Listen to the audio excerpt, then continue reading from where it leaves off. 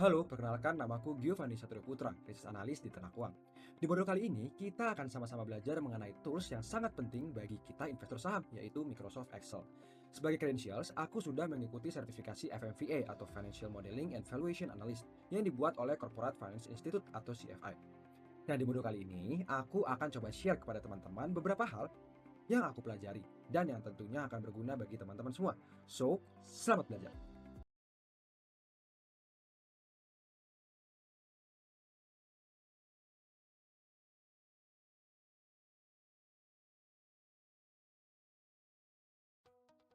Sebelum kita belajar Excel lebih mendalam, kita perlu mengetahui terlebih dahulu kenapa kita sebagai investor perlu belajar menggunakan Excel atau paling tidak mengerti basic-basic Excel.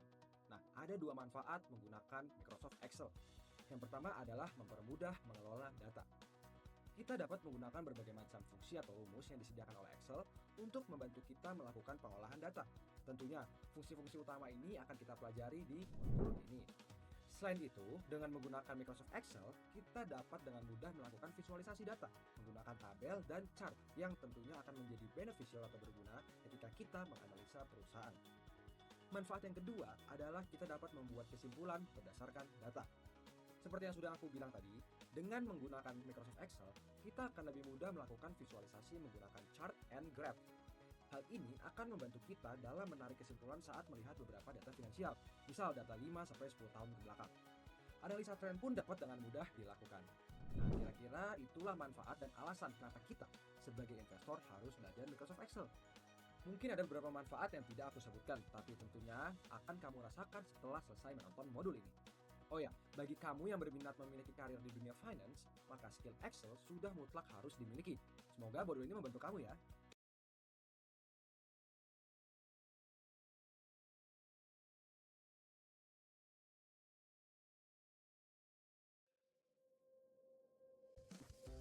Pada modul kali ini, kita akan bersama-sama belajar yang pertama mengenai formula, kedua function, dan ketiga shortcuts, yang akan membantu kamu menjadi percaya diri atau confidence dalam menggunakan Excel. Formulas dan functions di Excel memang banyak sekali, bahkan sampai ribuan loh. Tetapi di sini kita akan lebih fokus pada formula dan functions yang relevan dan sering digunakan dalam melakukan financial analysis dan modeling.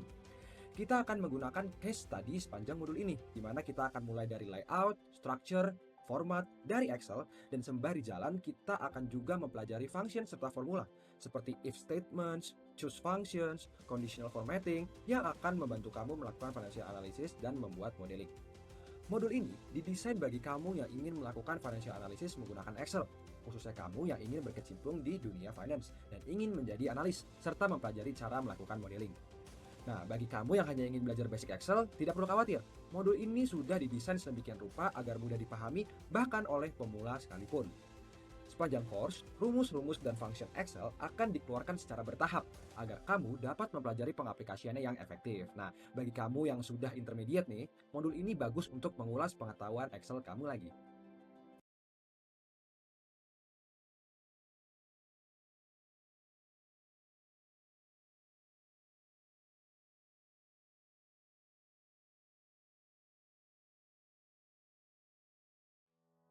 Sepanjang modul ini, kita akan lebih fokus pada penggunaan keyboard daripada mouse. Loh, kenapa? Karena sebenarnya para profesionals lebih sering menggunakan keyboard daripada mouse. Karena pertama, lebih hemat waktu. Kedua, lebih mudah berpindah-pindah dan move around the spreadsheet dengan menggunakan keyboard. Dan yang ketiga, lebih seru. Bagi kamu yang tidak ingin mendalami Excel, mungkin gunakan mouse aja cukup, nggak apa-apa. Tapi bagi kamu yang mau mendalami Excel, nah, menggunakan keyboard daripada mouse adalah hal yang wajib bisa kamu lakukan. Dalam jangka pendek, mungkin menggunakan keyboard daripada mouse terdengar sulit untuk dilakukan. But trust me, seiring berjalannya waktu, kalau kita tetap konsisten menggunakan keyboard dan memaksa diri kita atau melatih diri kita untuk menggunakan keyboard, lama-kelamaan kita akan terbiasa. Aku sendiri dulu lihatnya, waduh susah banget ya. Tapi lama-kelamaan benar-benar jadi tidak terasa dan memang benar, lebih cepat loh teman-teman.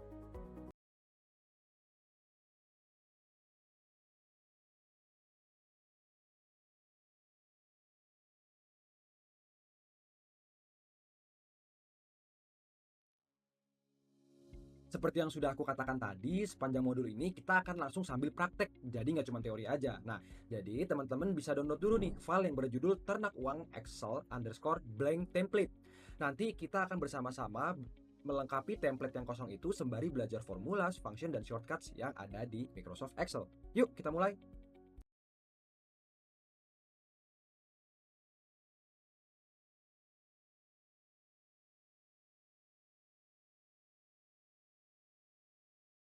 Nah, sekarang coba kalian buka Microsoft Excel kalian. Saat pertama kali kalian membuka file Microsoft Excel, maka di atas ini akan tertulis atau berjudulkan book 1. Karena file Microsoft Excel itu disebutnya sebagai workbook. Kalau kalian buat 2 atau open 2, maka jadi ada book 2, book 3, book 4, dan seterusnya. Nah, di dalam satu workbook, kalian bisa memasukkan atau menambahkan sebanyak yang kalian mau worksheet-nya.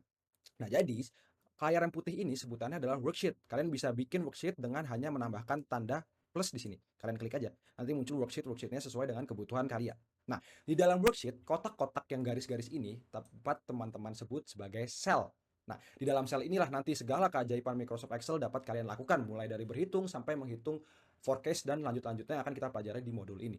Di dalam sel ini, kalian bisa menuliskan yang namanya formula, karena sekali lagi, Excel itu kan tujuan utamanya adalah menggunakan formula dan rumus untuk mempermudah kegiatan kita. Nah, untuk menuliskan formula, ada dua cara yang dapat kalian lakukan. Yang pertama adalah dengan ketik sama dengan, lalu masukkan fungsi yang kalian butuhkan, misalnya sum, untuk menambahkan, ya kan. Sum apa? Misalnya gini, ini cara memasukkan fungsi yang pertama. Cara memasukkan fungsi yang kedua, teman-teman bisa dengan mengeklik tombol FX atau insert function di sini. Nah, di sini kalian bisa lihat nih, fungsi-fungsi yang mungkin dibutuhkan atau mungkin kalian ingin gunakan. Misalnya dari most recently used atau misalnya berbagai macam fungsi yang ada. Ini kalau mau lebih detailnya. Nah, kotak di sini, sebutan dari kotak yang putih ini adalah formula bar. Kayak gitu. Nah, satu hal yang teman-teman harus ketahui lagi dalam layout Excel adalah ribbon. Ya, atau pita ya kalau bahasa Indonesia, agak nggak nyambung sih, tapi adalah ribbon. Apa itu ribbon? Ribbon adalah ini teman-teman, file, home, insert, page layout, formulas, data, review, dan semua ini sebutannya adalah ribbon. Jadi misalnya nanti aku sebut ribbon home, berarti maksudnya home ini. Ribbon insert, maksudnya insert ini, dan selanjutnya. Nah, di dalam ribbon-ribbon inilah segala keajaiban dan fungsi Excel terletak dan nanti akan kita coba explore. Oh iya teman-teman, aku mau kasih tahu juga loh bahwa Excel seperti yang udah aku sebutkan tadi dapat digunakan hanya dengan menggunakan keyboard. Jadi misalnya teman-teman mau berpindah sel, silahkan gunakan tanda keyboardnya aja nih, tanda arrow-nya. Kayak gitu. Nah, oke, kita bahas lanjutannya di video berikutnya ya.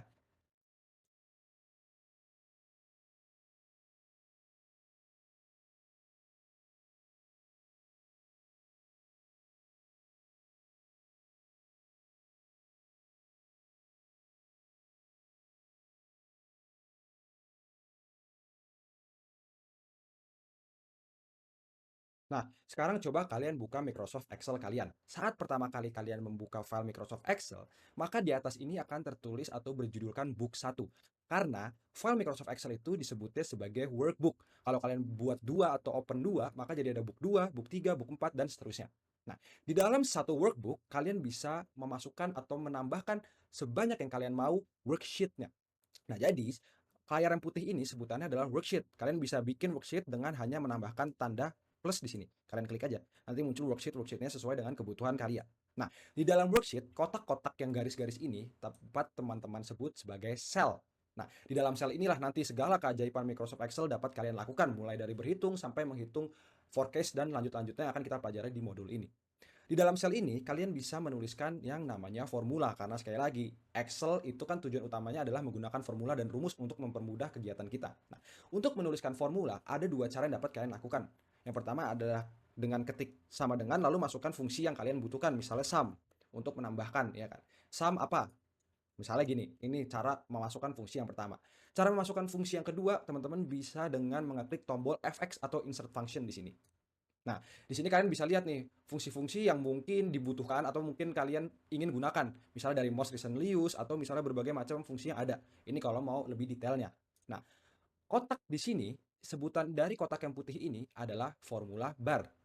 Kayak gitu. Nah, satu hal yang teman-teman harus ketahui lagi dalam layout Excel adalah ribbon. Ya, atau pita ya kalau bahasa Indonesia, agak nggak nyambung sih, tapi adalah ribbon.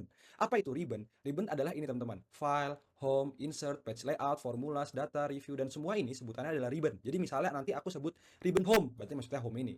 Ribbon insert, maksudnya insert ini, dan selanjutnya.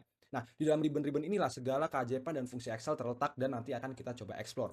Oh iya teman-teman, aku mau kasih tahu juga loh bahwa Excel seperti yang udah aku sebutkan tadi dapat digunakan hanya dengan menggunakan keyboard. Jadi misalnya teman-teman mau berpindah sel, silahkan gunakan tanda keyboardnya aja nih, tanda arrow-nya. kayak gitu. Nah, oke, kita bahas lanjutannya di video berikutnya ya.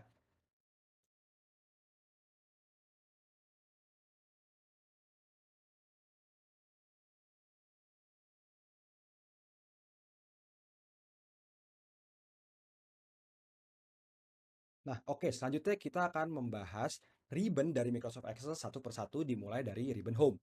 Jadi, ribbon Home berdasarkan Microsoft katanya sih isinya adalah fitur-fitur yang paling sering digunakan oleh kita pengguna Microsoft Excel menurut mereka. Kayak gitu. Nah, jadi di Home ini ada apa aja sih? Yuk kita bahas satu persatu. Teman-teman bisa lihat bahwa di ribbon Home isinya itu adalah clipboard, font, alignment, number, styles, sales, dan editing. Yuk kita bahas satu persatu nih. Nah, fitur yang paling paling kiri ini sebutannya adalah clipboard. Di sini kalian kalau klik ke bawah ini, teman-teman bisa lihat beberapa hal yang kalian copy sebelumnya, tapi di sini karena aku nggak copy apapun, nggak muncul di sini ya. Kalau misalnya kalian mengcopy tulisan sesuatu, nanti muncul nih historinya di sini. Kalian tinggal klik aja kalau misalnya butuh. Nah, selanjutnya adalah font. Kalau misalnya kita klik ini, kita akan melihat lebih detail di font itu kita bisa ngapain aja, mulai dari ganti tulisan, ya kan, ganti jenis gambar atau jenis tulisan, sorry. Teman bisa lihat nih, Calibri, di sini juga ada pilihannya. Lalu teman-teman bisa juga ganti colornya, ganti font style, size, dan sebagainya macam hal lainnya, di mana di sini akan ada previewnya. Nah, untuk mengakses format cells ini, sebenarnya teman-teman bisa pakai shortcut Ctrl+1. Sorry, kan. Ctrl+I. Kalian bisa menggunakan shortcut Ctrl+1. Kayak gitu, kalian klik ya bersamaan. Ini juga akan terbuka. Nah, selanjutnya kita akan masuk ke bagian alignment. Di bagian alignment ini teman-teman bisa melakukan banyak hal. Misalnya ini kan rata kanan, kita mau bikin rata tengah, rata kiri, rata kanan. Atau misalnya kalau misalnya ini panjang ya, teman-teman mau rata ini di tengah gitu. Nah, itu juga bisa, rata di sini. Nah, teman bisa lihat. Lalu untuk merge, teman-teman mau merge itu juga bisa. Ini aku pencet Ctrl Z untuk balikin ke undo atau balikin ke bentuk semula. Nah, di number ini teman-teman bisa melakukan banyak hal dengan dari teman-teman bisa mengganti format dari angkanya. Misalnya teman-teman mau nulis currency, ya kita ubah formatnya ke currency. Misalnya teman-teman mau bentuknya time, accounting, percentage, dan lain-lain, teman-teman bisa ubah di sini. Kayak gitu. Oh iya, ada satu hal yang aku lupa ingetin ke teman-teman. Kalau misalnya teman-teman itu di Microsoft Excel kan bisa ya cuman pakai keyboard ya. Jadi misalnya nih, teman-teman lagi di tab home mau pindah ke data atau pindah ke view atau pindah ke page layout tanpa menggunakan kursor. Kalau ini kan aku pakai kursor ya. Sekarang misalnya aku mau pindah pakai keyboard aja. Shortcutnya aja adalah Alt. Lalu teman-teman lihat nih, P untuk ke page layout, klik M untuk ke formula dan sebagainya macamnya. Misalnya sekarang aku maunya ke home aja, jadi habis Alt aku pencet H. Nah, selanjutnya misalnya aku mau ganti fill color, jadi ganti tulisan belakang gambar belakangnya ya teman-teman jadi berwarna. Aku pencet H, lalu aku tinggal pilih aja deh, pakai arrow semuanya. Nggak ada yang pakai mouse lagi kayak gitu. Jadi pertama adalah klik Alt dulu, lalu lihat nih. Kalau misalnya belum hafal, teman-teman perhatikan dulu. Gitu. Oke, kita bahas selanjutnya. Selanjutnya adalah conditional formatting. Apa sih conditional formatting ini? Kalau teman-teman klik, nah, teman-teman itu bisa memformat sel yang teman-teman lihat. Misalnya nih, kalau misalnya selnya isinya lebih besar dari 5 atau lebih kecil dari 5 atau misalnya di antara berapa. Nah, itu teman-teman bisa atur. Misalnya kalau misalnya di atas 5 nanti warnanya jadi merah. Kalau misalnya di bawah 3 warnanya jadi hijau dan sebagainya macamnya. Nah, selanjutnya yang gak kalah penting adalah ini, teman-teman bisa melakukan yang namanya insert atau delete cell. Misalnya teman-teman mau insert nih, mau insert apa? Insert row, row itu baris, kolom itu kolom. Misalnya kolom nih, aku mau selipin kolom di antara A sama B, insert aja kayak gitu. Atau aku mau insert row nih di antara 4 dan 5, aku insert cell. Sorry, aku insert entire row kan. Kayak gitu. Dan yang gak kalah penting adalah fitur find and select. Di mana teman-teman sebenarnya shortcutnya bisa pencet Ctrl F. Di sini teman-teman bisa lalu pencet replace. Di sini teman-teman bisa mencari. Misalnya teman-teman mau ganti angka 34 dengan angka 67 atau apapun. Teman-teman mau replace suatu tulisan dengan tulisan lainnya. Teman-teman juga bisa lakukan di sini dengan pencet replace all. Karena di sini nggak ada, maka akan muncul error seperti ini. Nah, lalu kita akan bahas nih ke ribbon selanjutnya. Stay tune terus ya.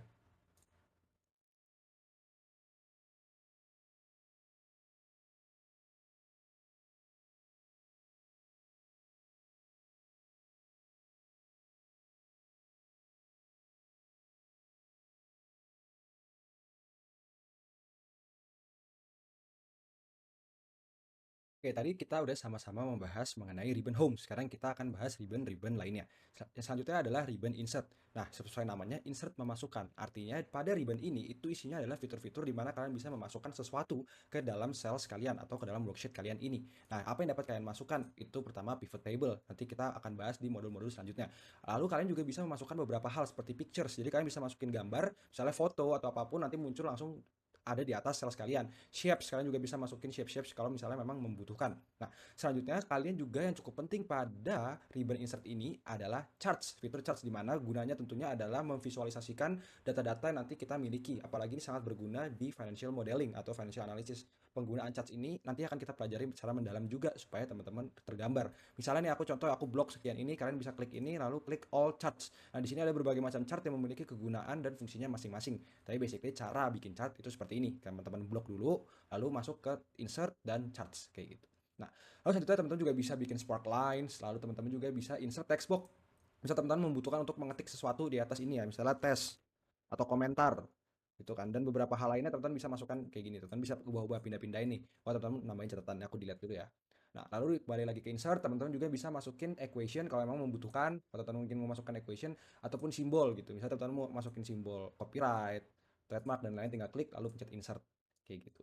Oke, moving up tuh, nah ada ribbon yang selanjutnya adalah page layout. Sesuai namanya page layout. Ini artinya teman-teman bisa mengatur bentuk worksheet kalian. Misalnya mengatur margin, mengatur orientation, ada portrait, ada landscape. Biasanya kalau teman-teman mau ngeprint hasil analisa teman-teman itu pakai bentuk yang landscape ya, jangan portrait kayak gitu. Teman-teman juga bisa atur aturan ukuran kertas, samalah kayak Microsoft Word ya teman-teman. Nah, lalu ada hal juga yang cukup penting di sini adalah print titles. Misal nih, teman-teman kan suka pengen ngeprint model yang teman-teman udah buat gitu. Pengen bagian atasnya tuh selalu keprint di setiap halaman. Kayak gitu. Teman bisa pencet rows to repeat at top. Misalnya ini ya. Jadi di sini tuh akan di print terus di setiap halaman ya. Ini very useful juga, nanti kita akan coba bahas. Nah, selanjutnya kita masuk ke ribbon formula. Nah, di ribbon formula ini sebenarnya nggak banyak hal sih yang bisa teman-teman explore atau sering akan kita gunakan. Tapi beberapa yang penting, misal teman-teman mau insert function, nanti juga bisa pilih functionnya ya. Sama basically sama pencet tanda fx di sini. Nah, lalu yang juga cukup penting di situ ini adalah name manager. Apa sih name manager? Misal ya, aku pencet ya name manager. Nah, teman-teman bisa lihat di sini. Row yang sekarang lagi aku select itu adalah row A1 ya kan, A1. Nah, kita tuh bisa ubah loh nama A1 ini menjadi sesuai kebutuhan kita dengan cara pencet name manager lalu pencet new. Misal nih, aku mau A1 ini dinamain sebagai ujung underscore kiri. Jadi nggak bisa pakai spasi, harus pakai underscore. Nah, karena teman-teman lihat, kalau misalnya aku pilihnya A1, namanya bukan A1 lagi, tapi jadi unung kiri. Ini salah ketik ujung kiri maksudnya, kayak gitu. Itu gunanya name manager. Aku Ctrl Z ya untuk undo, Ctrl Z. Selanjutnya yang cukup penting juga adalah ini teman-teman, trace precedence dan trace dependence. Ini gunanya adalah apabila teman-teman mau mengaudit model. Misalnya nih, nanti teman-teman udah bikin rumus, teman-teman mau lihat kira-kira sel A1 ini mempengaruhi sel apa aja sih? Teman-teman bisa klik trace dependence. Atau teman-teman mau lihat sel A1 ini dipengaruhi ya, isinya itu dipengaruhi sama sel mana aja sih? Itu teman-teman bisa klik trace precedence kayak gitu. Jadi kalau misalnya teman-teman dapat model dari orang lain atau misalnya dapat Excel dari orang lain yang teman-teman harus cek, itu fitur trace dependence dan precedence itu sangat amat berguna. Lalu kita masuk ke ribbon data. Di ribbon data ini mungkin beberapa fitur yang cukup penting itu adalah fitur sort, di mana teman-teman bisa ngurutin dari highest to lowest, lalu fitur filter juga. Lalu yang cukup penting juga itu adalah data validation, di mana nanti kita bisa bikin drop down list. Jadi teman-teman bisa bikin drop down list, nanti kita bahas. Lalu yang juga cukup penting adalah what if analysis. Ini nanti akan sering banget digunakan oleh orang-orang yang membuat model untuk melakukan scenario analisis ataupun untuk membuat data table dan goal sheet kayak gitu. Lalu selanjutnya ada tab review. Basically tab review ini teman-teman bisa ngecek lah, sesuai namanya ya, review. Teman-teman bisa ngecek apa yang teman-teman tulis itu udah sesuai belum spellingnya, lalu thesaurus dan lain-lain. Mirip-mirip Word sih, tapi ini jarang digunakan ya teman-teman kalau prakteknya. Lalu selanjutnya adalah yang terakhir adalah ribbon view. Di ribbon view ini teman-teman bisa otak-atik sel tampilan ini menjadi sesuai kebutuhan kalian. Kalau aku sendiri, aku seneng kalau misalnya bikin Excel itu tanpa ada garis-garisnya. Jadi lebih rapih gitu, kelihatan lebih slick, lebih modern. Lihat ya, kalau kayak gini dibandingin sama grid line. Mungkin pas lagi bikin tulis dulu pakai grid line, tapi nanti kalau udah jadi itu dihilangin grid line-nya. Jadi dilihatnya tuh lebih enak kayak gitu. Kira-kira itulah ribbon-ribbon selain ribbon home dan kegunaannya. Semoga sekarang teman-teman lebih terbayang ya.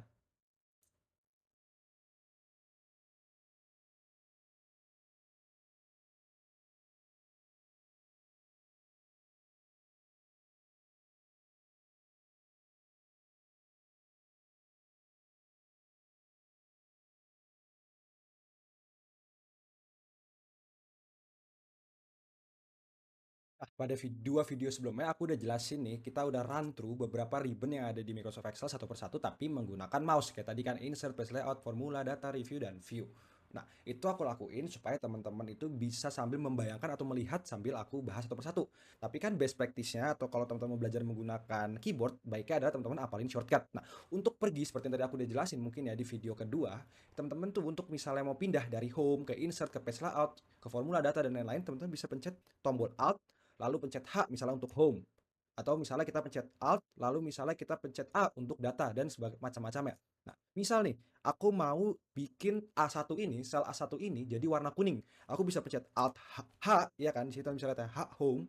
Lalu aku mau ganti eh, color ya, itu pencet H lagi, ya kan di sini H. Kalau misalnya mau ganti tulisannya ya FC atau font color dan seterusnya kayak gitu. Misalnya aku mau ganti H, lalu aku tinggal pilih mau warna kuning. Ya udah aku pilih aja warna kuning pakai arrow, enter. Atau misalnya aku mau pergi ke tab view, aku tinggal pencet Alt, aku pencet view itu W ya. Terus aku mau baris pertama ini kalau aku scroll down itu nggak hilang kayak gitu. Itu masuknya ke freeze pens. Jadi aku pencet F, lalu aku pencet freeze top row. Jadi aku nggak pakai mouse ya, ini aku tunjukin aja. Misalnya aku mau freeze top row, maka aku pencetnya R, tombol R di keyboard. Ya, karena teman-teman lihat, setiap aku klik atau scroll ke bawah, tombol satu tetap ada di atas kayak gitu. Ini aku unfreeze ya teman-teman. Lalu ini aku juga ubah warnanya jadi no fill, pencet N. Nah kayak gitu. Nah, coba teman-teman praktis penggunaan shortcut ini sedikit demi sedikit supaya nanti akan terbiasa. Oke, kita masuk ke pembahasan selanjutnya ya di video berikutnya.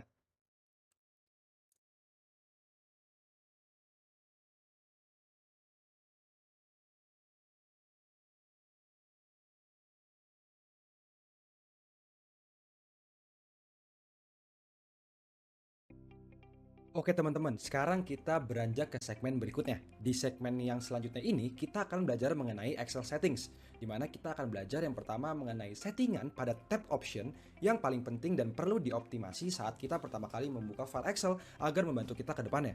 Lalu yang kedua, kita akan belajar mengenai formatting. Yang ketiga, kita akan mempelajari mengenai formulas dan bagaimana membuat struktur formula yang efektif. Lalu, kita akan mempelajari bagaimana cara memprotek workbook atau file agar orang lain tidak dapat mengotak-atik apa yang sudah kita tulis. Yuk, kita mulai aja.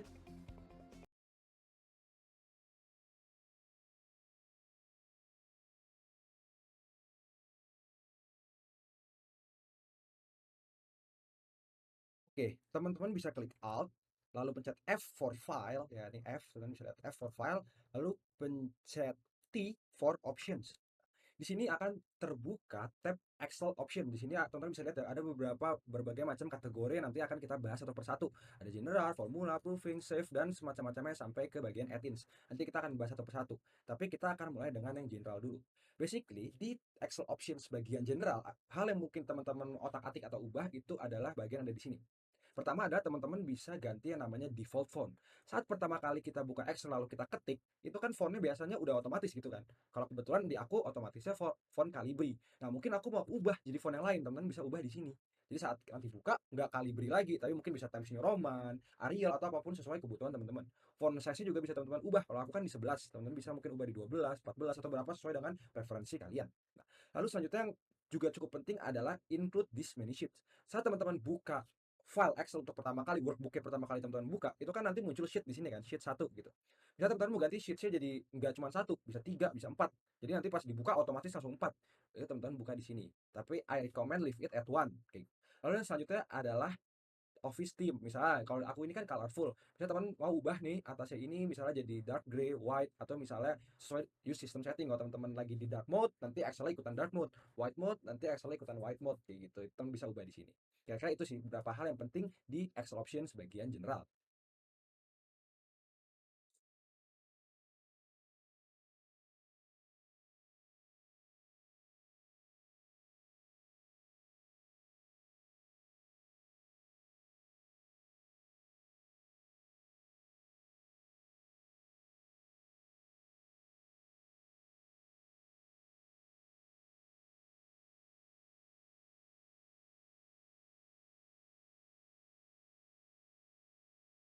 Oke, selanjutnya kita akan masuk ke bagian yang formula nih teman-teman. Di bagian formula ini ada beberapa hal yang bisa teman-teman otak-atik atau perlu perhatikan.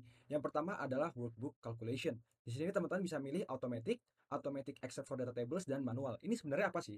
Pokoknya aku rekomendasiin teman-teman untuk automatic. Itu artinya setiap ada update formula atau butuh penghitungan ulang, Excel itu akan menghitungnya secara otomatis tanpa harus kalian klik sesuatu atau kasih perintah. Itu sebenarnya yang paling enak kan. Misalnya teman-teman update formula atau update perhitungan, ya otomatis hitung aja kayak gitu. Tapi biasanya kalau misalnya model atau misalnya isi dari Excel itu besar banget, kalau misalnya kita ubah satu hal, lalu nanti akan mempengaruhi banyak hal, itu kan bikin yang dihitung harus banyak kan, misalnya gitu ya. Nah, hal itulah yang biasanya akan membuat Excel tuh suka crash, sehingga kalau misalnya memang model kalian atau misalnya penggunaan Excel kalian itu benar-benar gede banget, mungkin teman-teman mau otak-atik bagian ini, misalnya menjadi automatic Excel for data tables kayak gitu. Tapi kalau misalnya penggunaan biasa, aku rekomen untuk ke automatic. Lalu selanjutnya adalah enable iterative calculation. Nah, ini apa sih dan kenapa di sini aku nggak centang? Saat kalian misalnya menghitung, misalnya nih, kadang kan suka kalian tuh entah itu salah atau sengaja bikin misalnya gini, hasil di A2 ya itu dipengaruhi sama A1 kayak gitu. Padahal A1-nya ini juga dipengaruhi sama A2. Misalnya gitu. Rumus kalian tuh entah kalian salah ngetik atau memang salah sengaja, itu kayak gitu rumusnya. Jadi mereka saling terkaitan. Nah, Excel sebenarnya bisa menyelesaikan rumus-rumus seperti itu dengan syarat teman-teman enable iterative calculation. Nah, tapi kenapa di sini aku nggak centang itu adalah agar kalau misalnya ada rumus-rumus yang seperti itu tuh dikasih notif gitu. Jadi ditanya sama Excel-nya, "Ini beneran nggak sih atau lu salah?" Kayak gitu. Jadi I leave it uncheck sampai tiba-tiba ada rumus yang kayak gitu, maka akan aku nyalakan. Kayak gitu. Lalu yang selanjutnya teman-teman bisa perhatikan juga cukup penting adalah error checking. Nah, biasanya Excel itu kan suka ngasih tahu ya kalau misalnya ada error formula, misalnya error inconsistent atau apapun itu teman-teman misalnya rumusnya error atau apa biasanya nanti di sini ada tulisan hijau gitu kan, ada flag ya kan atau label hijau. Nah, itu defaultnya teman-teman misalnya mau ganti jadi merah ya bisa ganti aja di sini. Nah, teman-teman tuh juga bisa ngatur hal yang dianggap sama Excel error tuh apa sih kayak gitu, penghitungan error tuh apa, itu teman bisa atur di sini. Ini ada macam-macam, cuman aku saranin itu, kalau aku nih best practice-nya adalah aku nggak centang semuanya kecuali hal ini aja kayak gitu. Nah, jadi kira-kira itulah hal-hal penting yang teman-teman bisa perhatikan di Excel option bagian formula.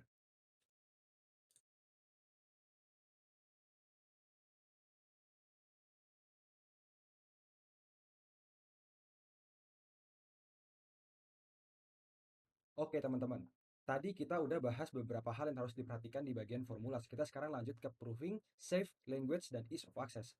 Di bagian Excel option proving, isinya ini adalah autocorrect dari Microsoft Excel itu sendiri.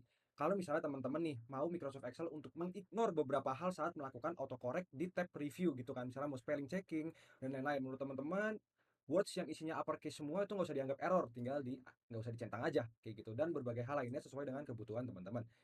Teman-teman juga bisa ganti dictionary language-nya, mau ke bahasa yang teman-teman butuhkan. Misalnya mau bikin modelnya dalam bahasa French, maka dictionary language-nya diganti ke French dan sebagai macamnya, sesuai dengan kebutuhan teman-teman. Selanjutnya adalah fitur save atau Excel option bagian save. Nah, hal yang cukup penting atau teman-teman bisa ubah, yang perlu ubah di sini itu adalah make sure save auto recover information itu dicentang. Ini adalah fitur auto save, yang artinya kalau teman-teman lupa pencet Ctrl S untuk save atau lupa untuk nge-save, Microsoft Excel akan menge-save formula kalian atau workbook kalian itu setiap 10 menit sekali. Di sini aku 10 menit. Kalau teman-teman menurut teman-teman 10 menit itu kelamaan, ya 5 menit, 2 menit, 1 menit sesuai dengan kebutuhan teman-teman sekalian. Nah, nanti teman-teman bisa ubah juga nih recover file ini yang auto save ini mau ditaruh di mana gitu. Kalau aku sih ya biarin aja lah ditentuin sama Excel atau di leave at default. Selanjutnya adalah language. Di sini teman-teman bisa ubah default language ya. Kalau aku ya aku nggak ubah apa-apa lah, bahasa Inggris aja udah cukup ngerti gitu loh. Tapi kalau teman-teman ubah ke bahasa lain itu silahkan di bagian sini. Lalu yang terakhir adalah ease of access. Ini gunanya adalah mengaktifkan fitur-fitur kemudahan yang ditawarkan Microsoft Excel untuk teman-teman kita yang mungkin disabilitas gitu. Di sini teman-teman bisa centang nih kalau misalnya provide feedback with sound. Jadi kalau misalnya berhasil soundnya ini, kalau misalnya formula kita salah soundnya ini, teman-teman bisa ubah sesuai dengan kebutuhan teman-teman yang memang berkebutuhan khusus. Jadi di sini Excel juga mengakomodir hal tersebut.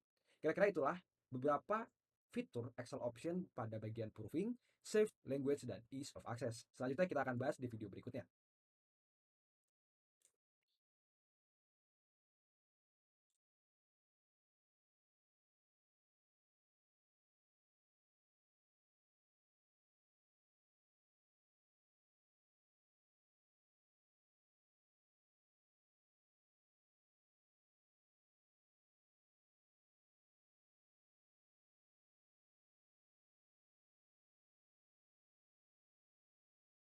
Oke, kita akan lanjut ke Excel option bagian selanjutnya, yaitu Advanced, Customize Ribbon, dan Quick Access Toolbar. Ada apa aja sih di dalam ini?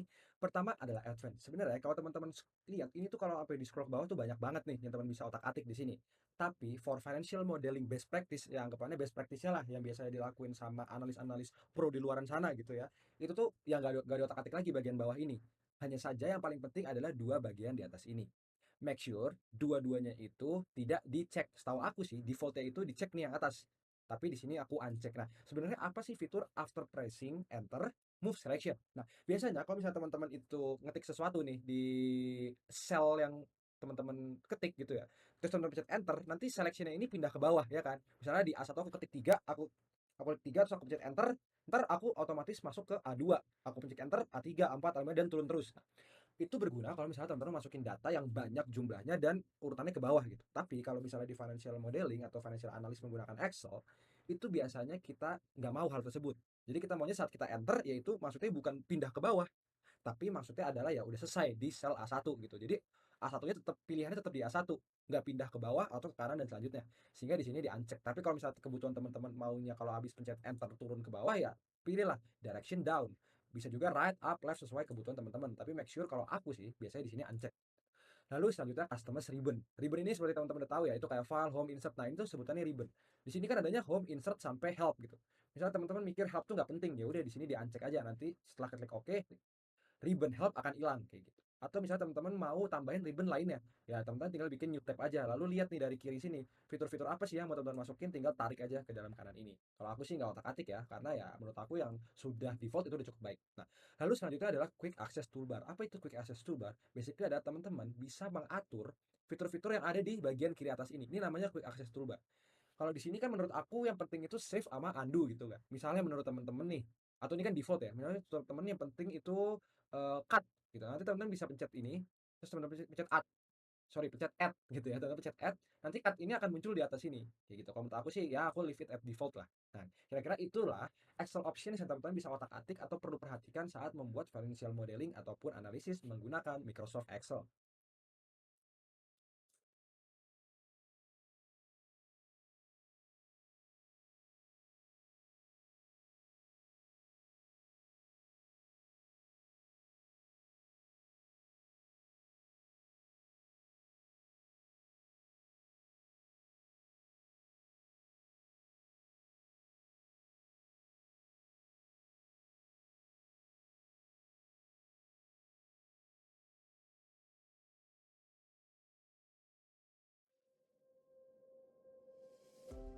Layout dan struktur adalah dua hal yang paling utama dalam membuat financial modeling and analysis. Oleh karena itu, pada section kali ini, kita akan mempelajari cara membuat financial modeling dan analisis yang pertama, mudah dipahami dan diikuti orang, sehingga orang lain yang membuka Excel kita dapat dengan mudah memahami apa sih yang kita buat. Yang kedua, mudah diaudit, artinya orang lain dapat melihat hasil pekerjaan kita dan dapat melacak dengan mudah komponen-komponen apa saja yang mempengaruhi hasil tersebut. Misalnya, ada satu sel bertuliskan angka Rp100.000 atau Rp100.000. Nah, kita harus membuat sedemikian rupa agar orang lain paham dengan mudah dari mana angka 100.000 itu berasal, sel apa saja yang mempengaruhinya. Yang ketiga adalah dinamis, yang artinya saat kita mengganti sebuah komponen input, komponen lainnya harus dapat dengan otomatis terganti. Dan yang keempat atau yang terakhir adalah financial modeling dan analisis yang mudah diubah sehingga orang lain dapat melakukan perubahan-perubahan minor jika mereka melihat hasil kerja kita dan menganggapnya itu sesuatu yang salah atau kurang tepat. So, selamat belajar.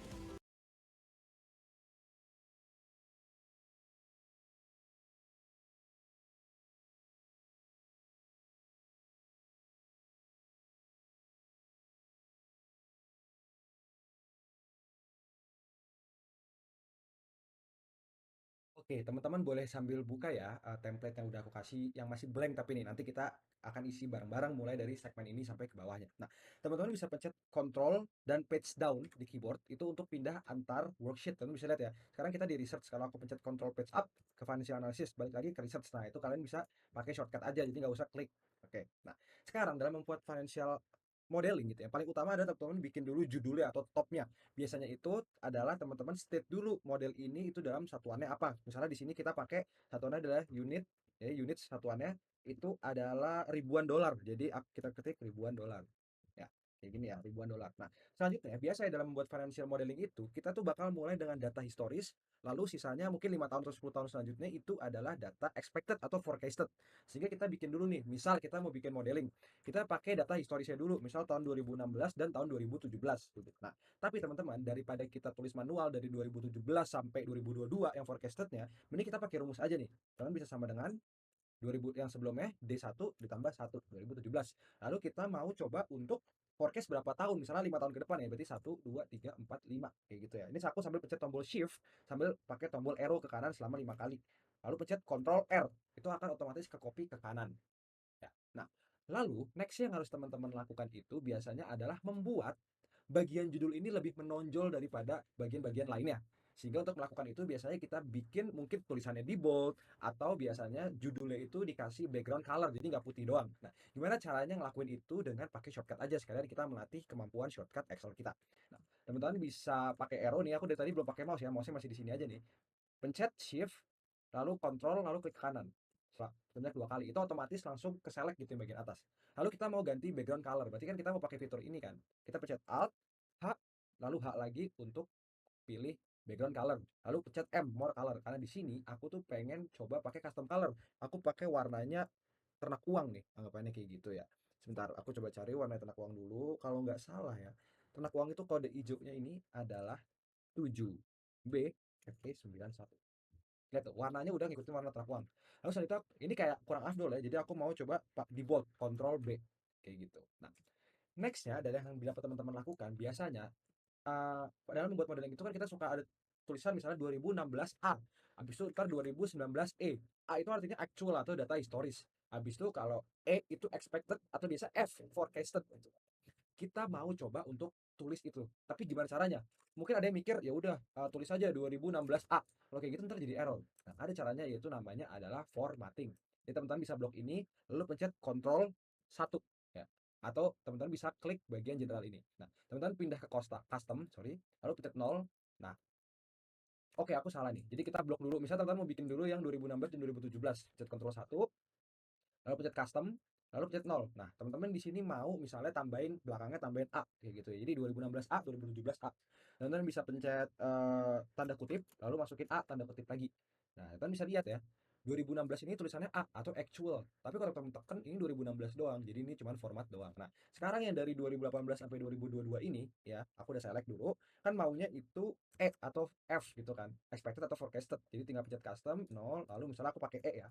E atau expected, langsung jadi deh nih teman-teman. Nah, the last thing yang teman-teman mau lakuin mungkin biasanya itu saat kita bikin kolom ini kan kolomnya lebar, kolomnya otomatis kan default kan. Misalnya menurut teman-teman kolom ini terlalu kecil nih, kalau misalnya nanti angkanya gede atau banyak terjadinya begini atau jelek kayak gitu kan, atau bahkan nggak kelihatan. Nah, sehingga bisa teman-teman blok nih yang teman-teman mau, itu pencet shift control lalu blok ke kanan, lalu bisa juga pencet shift dan space. Nah, teman-teman bisa pencet control spasi. Nah, setelah ini teman-teman bisa pencet alt H for home, lalu pencet O for format. O. Nah, kalian bisa pencet yang W, column width. Nah, ini menurut teman-teman column width yang sesuai itu berapa gitu? Kalau menurut aku kayak 10 oke deh. Jadi aku pencet 10 lalu oke. Nah, nanti ini akan berubah gitu column width sesuai dengan kebutuhan teman-teman. Kira-kira itu sih yang harus dipersiapkan dulu nih di step yang pertama.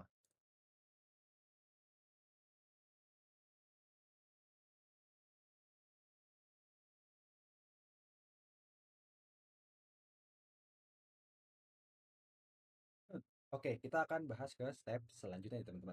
Nah, step selanjutnya yang teman-teman perlu ketahui mungkin itu adalah mengenai fitur view. Jadi teman-teman bisa pencet Alt untuk dan pencet W untuk ke ribbon bagian view, lalu pencet I untuk page break preview. Ini I. Di sini teman-teman bisa lihat data yang nanti teman-teman bikin itu tuh kalau misalnya di print nih itu bakal ada di halaman 1, 2, 3 dan seterusnya atau berapa. Nah, mungkin mungkin di teman-teman tampilannya mungkin akan seperti ini ya. Jadi ada page 3, 4, 2, 1 dan lain-lain. Nah, aku tuh mau fokus ke page 1 aja sehingga teman-teman bisa drag, tutup dan drag lagi tutup ke satu. Sehingga nanti saat aku buat data itu aku buat data tuh di satu halaman aja gitu. Jadi bisa di present ke orang-orang yang memang membutuhkan. Nah, misalnya sekarang ini kayaknya page orientationnya itu landscape deh. Aku mau bikin jadi portrait. Bisa nih teman-teman tinggal ke ribbon page layout. Pencet alt, sorry, pencet P, lalu pencet O for orientation, lalu tinggal ganti mau portrait atau landscape. Di sini I will leave it to landscape. Nah, teman-teman juga bisa ganti scale-nya nih. Kalau misalnya nanti menurut teman-teman ini terlalu kecil, scale-nya bisa diganti misalnya menjadi ke 150% kayak gitu.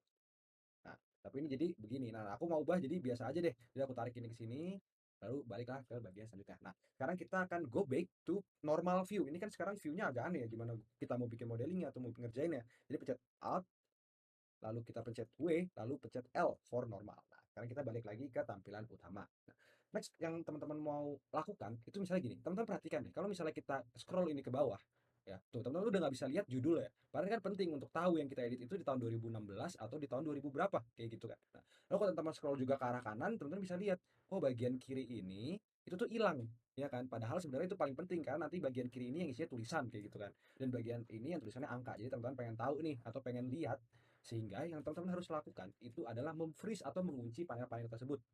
Caranya gimana? Caranya adalah letakkan selection teman-teman ini ke bagian di mana di atas selection tersebut itu tuh teman-teman mau freeze, dan di kiri dari selection tersebut teman-teman mau freeze juga. Jadi kan aku taruh di sini ya di C2. Nah, di bagian kirinya ini kan aku mau freeze, lalu di bagian atas ini mau aku freeze sehingga aku taruh di sini. Nah, selanjutnya yang teman-teman harus pencet adalah Alt W, lalu pencet F for freeze pens, lalu pencet F lagi sekali lagi. Nah, sekarang yang terjadi apa? Saat kita scroll, tuh lihat teman-teman, bagian atasnya stay atau freeze di atas. Lalu kalau kita scroll juga ke kanan, bagian kirinya juga tetap bisa kita lihat. Nah, dengan kayak gini nanti saat kita bikin modeling itu akan menjadi lebih nyaman lagi. Selanjutnya nih, sebelum kita move ke step selanjutnya, teman-teman harus lakuin adalah pencet Control Page Down untuk pindah dan copy bagian paling kiri ini. Teman-teman pencet ini lalu block, ya kan? Pencet Control C, lalu pencet Control Page Up untuk kembali ke sini, lalu copy tulisannya ke sini. Nah, di section selanjutnya kita akan mencoba mengisi bagian angka dan format angka tersebut dari bentuknya cuma angka doang kayak gini, ya, menjadi currency kayak gitu. Tapi kita akan bahas di bagian selanjutnya. So stay tune terus dan ikuti terus modul ini ya.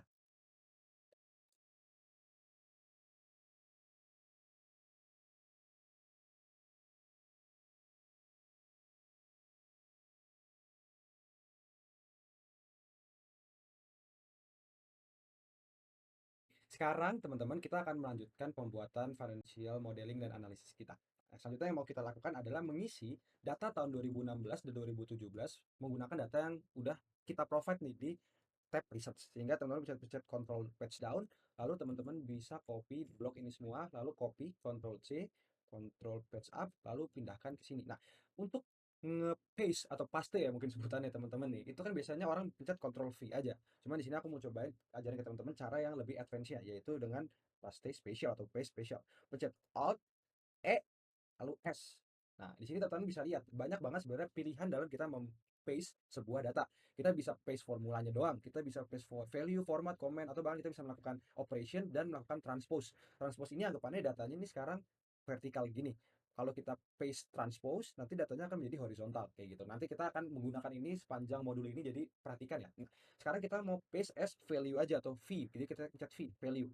Kita pencet oke. Nah, jadi paste as value ini anggapannya adalah kita mempaste sebuah data itu value-nya doang, angkanya doang, tanpa formattingnya. Kayak anggapannya gini, di tab research ini kan jenis tulisannya Arial Narrow. Tapi saat kita paste, jenis tulisannya jadi Calibri. Karena memang di data ini kita itu cuman paste as value.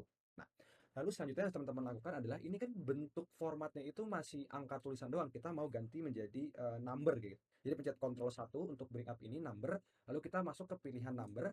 Nah, kita mau ada use 1000 separator. Jadi ada pembaginya ya, atau misalnya ada pemisahnya. Jadi kalau 1000 tuh bukan cuma 1000 tapi 1.0000, jadi lebih gampang.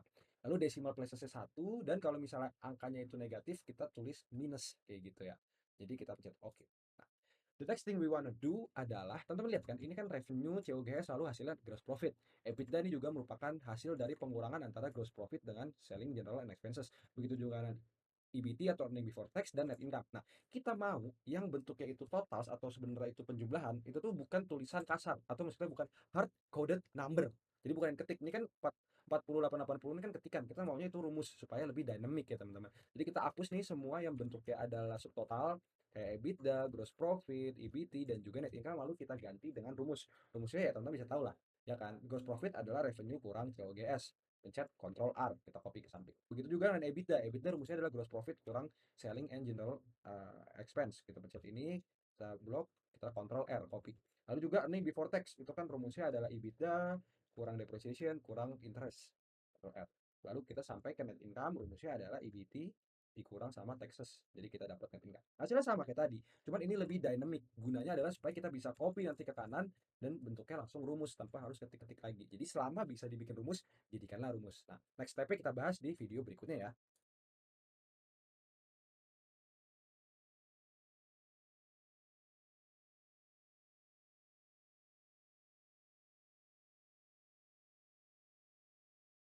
Oke teman-teman, sekarang kita sudah bikin angka yang bisa dibikin rumus jadi rumus gitu kan, yang sak total. Lihat nih, tuh jadi rumus, jadi rumus. Oh ya, by the way, di sini aku klik F2. Ini gunanya adalah ngaudit atau ngelihat sebenarnya sel tersebut reference kemana atau rumusnya apa gitu.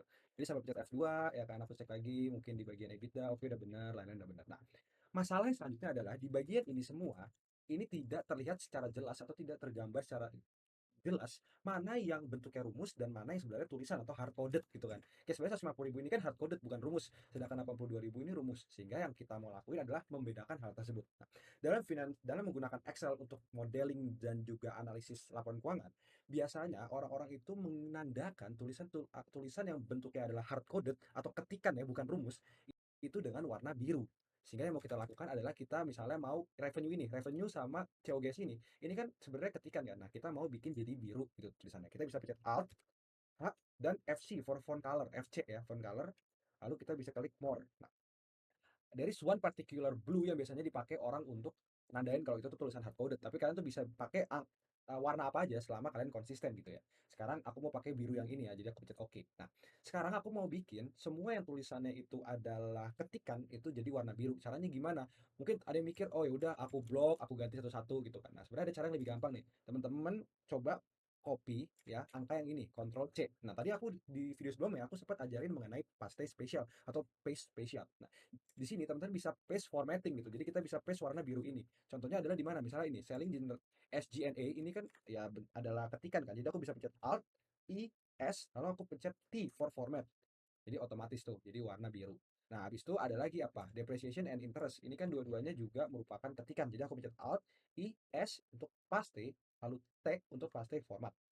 Nah, lalu yang terakhir ada Texas, aku melakukan hal yang sama, Alt I S T untuk format. Jadi Alt E, S, dan T. Nah, kalau kayak gini kan jadi enak nih teman-teman. Jadi tergambar secara jelas mana yang ketikan dan mana yang rumus. Kalau rumus itu warna hitam, kalau ketikan atau input manual itu warnanya adalah biru.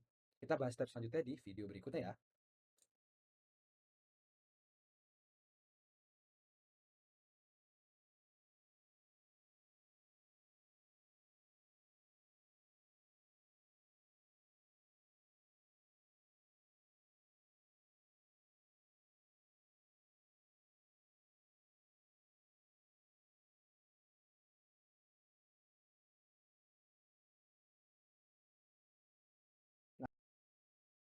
Oke teman-teman, kita sekarang sudah ngisi ini bagian historisnya ya kan. Sekarang tugas kita adalah bikin bagian estimate-nya atau bagian yang kanan gitu. Kalau yang kiri ini anggapannya kita cuma copy data dari laporan keuangan. Nah, karena kita mau coba forecast nih buat ke depannya. Nah, gimana cara kita forecast? Maka kita membutuhkan yang namanya assumption atau asumsi. Nah, asumsi ini yang akan membantu kita untuk mendrive atau menghitung forecasted revenue di tahun 2018 sampai tahun 2022 dan berikutnya. Sehingga di sini aku bikin dulu section namanya assumptions. Nah, aku buat. Nah, assumption terhadap apa gitu. Apa yang harus kita asumsikan? Yang pertama adalah growth revenue-nya atau revenue growth dalam nah, selanjutnya adalah COGS. COGS ini kan juga harus kita asumsikan atau kita estimate kan kira-kira ke depannya berapa. Jadi kita COGS as percentage of revenue. Selanjutnya adalah SG&A in dollar amount atau dalam bentuk uang ya gitu. Bukan dalam bentuk persen tapi dalam bentuk dollar amount gitu, duit nominal. Lalu selanjutnya adalah depreciation as percentage of revenue. Ini kita main simple aja ya teman-teman, karena ini untuk simple dulu kan. Sebenarnya depreciation belum tentu pakai percentage of revenue, bisa pakai percentage of total asset dan lain-lain. Tapi ini in the sake of simplicity, anggaplah pakai percentage of revenue. Lalu selanjutnya ada interest, expense, sorry typo. Lalu kita punya taxes. Sekarang kita isi dong, revenue growth ini kita nggak bisa hitung nih revenue growth tahun 2016 karena nggak ada tahun 2015-nya kan. Sedangkan tahun 2017 kita bisa hitung. Rumusnya adalah sama dengan revenue tahun 2017 dibagi revenue tahun 2016 min 1. Nah, tapi ini kan 0,1. Kita mau dalam bentuk persen. Nah, untuk itu supaya teman-teman bisa cepat, bisa ada shortcut ya, itu pencet Alt, H, lalu P, percentage. Lalu misalnya kita mau persentasenya ada komanya gitu. Jadi tambahin desimal. Itu shortcutnya adalah Alt, H, 0. Jadi ada 10,0. Kalau misalnya nanti 10,3 kan jadi 10,3 atau 10, berapa jadi kelihatan. Selanjutnya kita mau hitung COGS as percentage of revenue. Ya udah, seperti rumusnya kita tinggal bagi COGS per revenue, ya kan. Nah, kan teman-teman lihat ini bentuknya adalah masih koma, kita mau persen kan. Nah, kita sebenarnya bisa coba nih pakai rumus pasta spesial tadi. Bisa Ctrl C, lalu kita pencet Alt I S, lalu kita copy formats. Tuh kan jadi ikut kan. Kayak gitu teman-teman. Nah, sekarang aku copy ke kanan. Oh, ternyata sama ya. Lalu sekarang selling general and administration expense. Ini kita refer aja sama ke atas kayak gitu, sama dengan kita copy ke kanan. Lalu selanjutnya ada depreciation as percentage of revenue. Ya udah samalah, kita tinggal depresiasi dibagi sama revenue-nya. Lalu kita mau copy kayak tadi lagi. Alt I S T supaya sama persis nih 4,4%. Nah, untuk interest expense-nya kita juga akan hanya refer terhadap yang atasnya 1000 samain. Nah, lalu kita sekarang mau cari namanya tax rate. Ini mungkin lebih cocok aku tulis tax rate gitu ya, tax rate. Ya.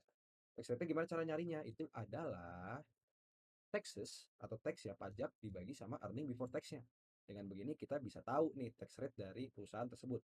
Nah, kita copy lagi nih supaya sama nih, Ctrl C lalu Alt E S T. Formatnya jadi sama 3% ke kanan. Nah, sekarang kita selesai membuat asumsi nih. Kita akan bahas detail berikutnya untuk isi bagian expected-nya di video berikutnya ya. So stay tune terus.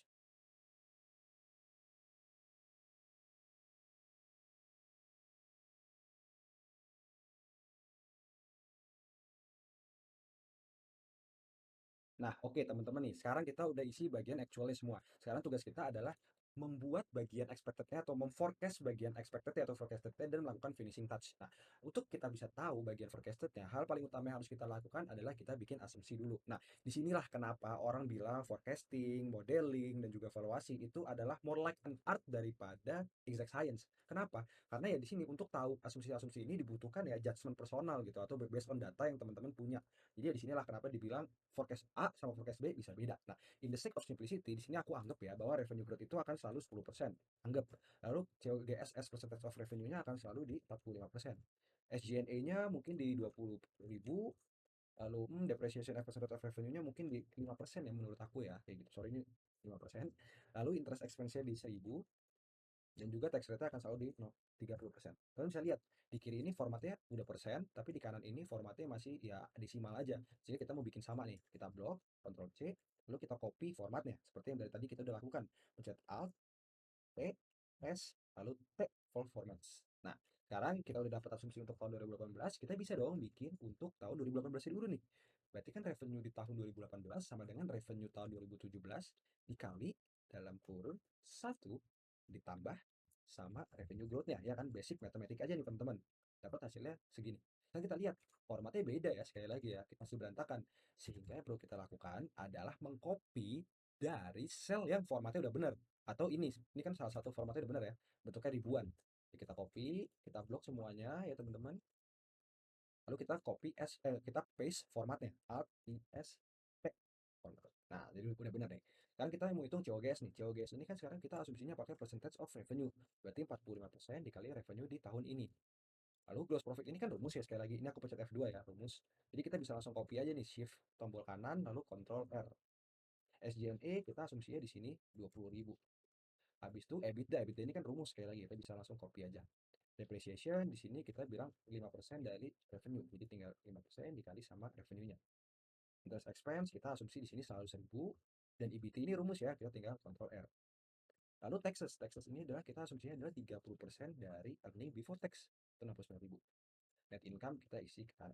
Nah, sekarang kita mau isi bagian kanan-kanan ya kan. Nah, karena asumsinya di sini kita simplifikasi, kita anggap asumsinya selalu sama nih teman-teman.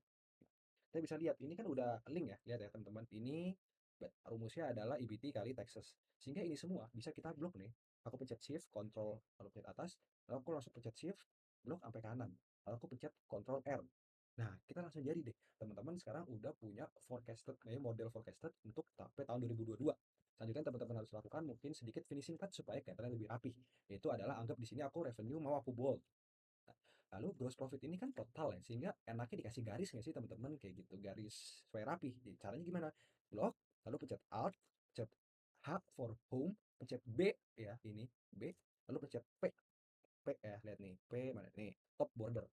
Kalian bisa lihat jadi ada garisnya. Begitu juga dengan EBITDA Alt H B P. Nah, Sebenarnya di Excel itu teman-teman bisa pencet tombol F4. Itu adalah merepeat aksi terakhir teman-teman. Kayak tadi aksi terakhirnya kan top border. Jadi aku tinggal pencet ini lalu aku pencet F4 otomatis tuh. Begitu juga dengan net income ya. F4. Nah, tapi net income aku mau ekstra nih karena ini bagian paling penting mungkin ya. Aku bold lalu aku kasih border lagi Alt B, tapi aku maunya top and double bottom border. Jadi pencet U kayak gitu. Nah, sekarang jadi lebih rapi. Nah, biasanya aku itu suka banget kalau misalnya tampilannya juga ikut rapi. Sehingga biasanya aku lakukan adalah aku ilangin nih garis-garis ini nih. Garis-garis ini grid line namanya. Caranya gimana? Pencet Alt W for view, lalu VG for visual grid line. Nah, sekarang hilang nih semuanya. Jadi di sini teman-teman udah kelihatan punya modeling sederhana yang rapih lah anggapannya kayak gitu. Nah, kita bahas yang lebih advance lagi di segmen berikutnya ya.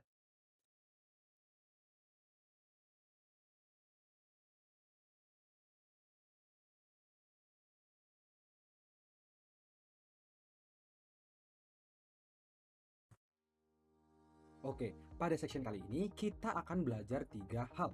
Yang pertama adalah cara menghandle more complex financial analysis situation. Yang kedua adalah cara membuat analisis kita menjadi lebih dinamis, yang artinya model kita dapat menghandle perubahan dengan baik tanpa perlu merubah-rubah banyak hal. Dan yang terakhir adalah belajar cara membuat Excel sehingga kamu dapat membuat Excel yang lebih profesional dan juga slick lah bahasanya. Selamat belajar.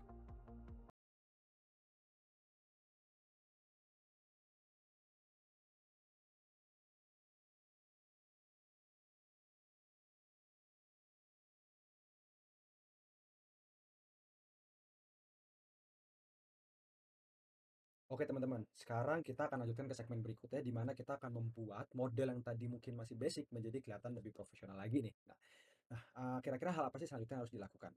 Biasanya orang dalam membuat modeling atau membuat Excel itu kan biasa punya beberapa sheet ya. Kebetulan di sini ada dua. Nah, kalian tahu nggak sih kalian tuh bisa menduplikat, mengcopy sheet atau menambah sheet. Itu caranya adalah dengan ini. Klik kanan di Financial Analysis, kemudian pencet Move or Copy. Nah, sekarang kita kan mau copy tab Financial Analysis. Nah, kita tekan aja nih di bagian Research. Nah, ini gunanya dan pencet Create Copy. Ini gunanya adalah supaya sheet yang baru nanti ada di antara Research dan Financial Analysis kayak gitu. Jadi pencet OK. Nah, teman bisa lihat nih, jadi kita punya yang baru. Ayo coba kita rename ya dengan cara klik dua kali di sini, lalu kita hapus ya tanda duanya, lalu kita tambah tulisan misalnya advance. Nah, lalu yang ini berarti kita bisa klik lagi dua kali, lalu kita tambahin jadi basic. Oke, gitu. Coba juga teman-teman bisa kan nambah worksheet itu dengan tanda plus di sini. Kemudian coba kita pindahkan ke sini. Jadi tinggal diklik lalu di drag kita bisa pindah-pindahin nih. Nah, aku mau pindahin di sini nih. Aku tambahin ini adalah extra data. Terus aku tambahin ini.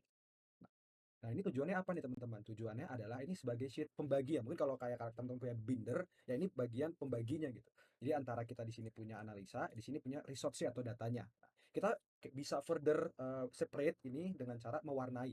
Maksud apa tuh maksudnya mewarnai? Kalian bisa klik kanan, lalu juga klik tab color. Di sini kalian bisa ubah, misalnya ini mau warna hitam. Nah, jadi ini sekarang warnanya hitam nih. Yang kanan aku mau biarin deh. Aku mau ubah warna yang kiri. Aku pencet shift, lalu aku klik dua-duanya ya kan, aku klik kanan lalu tab color aku mau ubah ke warna biru hijau deh, hijaunya TU kan teman bisa lihat deh yang analisa yang aku kerjain warnanya hijau, pembatas warnanya hitam dan data warnanya nggak ada gitu biasa aja. Nah, jadi ini kan lebih ya lebih slick lah atau lebih profesional kelihatannya.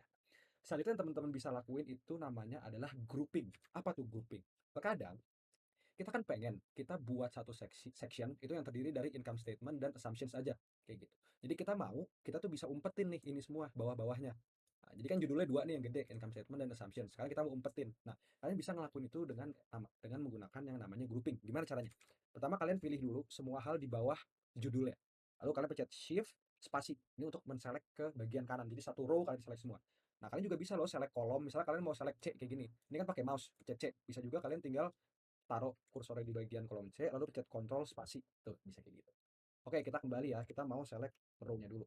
Nah, selanjutnya teman-teman bisa group ini dengan shortcut Alt A for data, lalu G for group, lalu G lagi. Nah, ini tuh implikasinya apa? Teman-teman bisa lihat. Sekarang kalau teman-teman klik ini, nah teman-teman bisa umpetin tuh semua yang ada di bawah income statement supaya terlihat lebih rapi. Ayo kita lakukan hal yang sama untuk assumptions juga. Lalu pencet Shift spasi, Alt A for data, ya kita pindah ke data ini, lalu G, lalu G lagi. Nah, sekarang kalau teman-teman lihat, wah ini jauh lebih rapi. Kalau teman-teman pencet 2, semua yang tadinya grupnya ketutup jadi kebuka. Kalau pencet 1, semua yang kebuka jadi ketutup. Nah, ini kan jadi lebih rapih. Nah, selanjutnya yang teman-teman mau lakukan adalah mungkin meng-highlight judul-judulnya supaya lebih kelihatan ya. Jadi kelihatan kalau itu tuh benar-benar judul gitu. Kalian bisa warnain background color ya dengan pencet Alt H dan H, lalu misalnya kita ganti jadi warna hitam ya, kayak gitu. Tapi kan tulisannya nggak kelihatan. Oke, kita ubah sekarang tulisannya. Pencet Alt H FC for font color. Jadi ketik FC, lalu kita ubah misalnya jadi putih. Kita lakukan hal yang sama untuk assumptions juga. Alt H H kita ganti warna hitam, Alt H F C kita ganti jadi warna putih. Nah, sekarang kalian punya kelihatannya model yang lebih rapih karena udah ada grouping dan juga lebih ya terlihat estetik ya karena sudah ada warna-warna judulnya dan di grouping. Kita bahas selanjutnya mengenai hal-hal lainnya agar model kalian menjadi lebih slick lagi di video berikutnya. So, stay tune terus.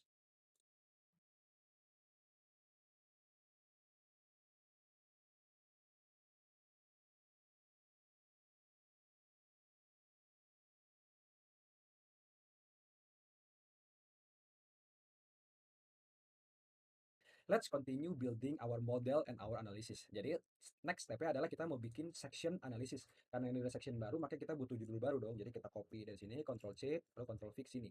Tulis analysis.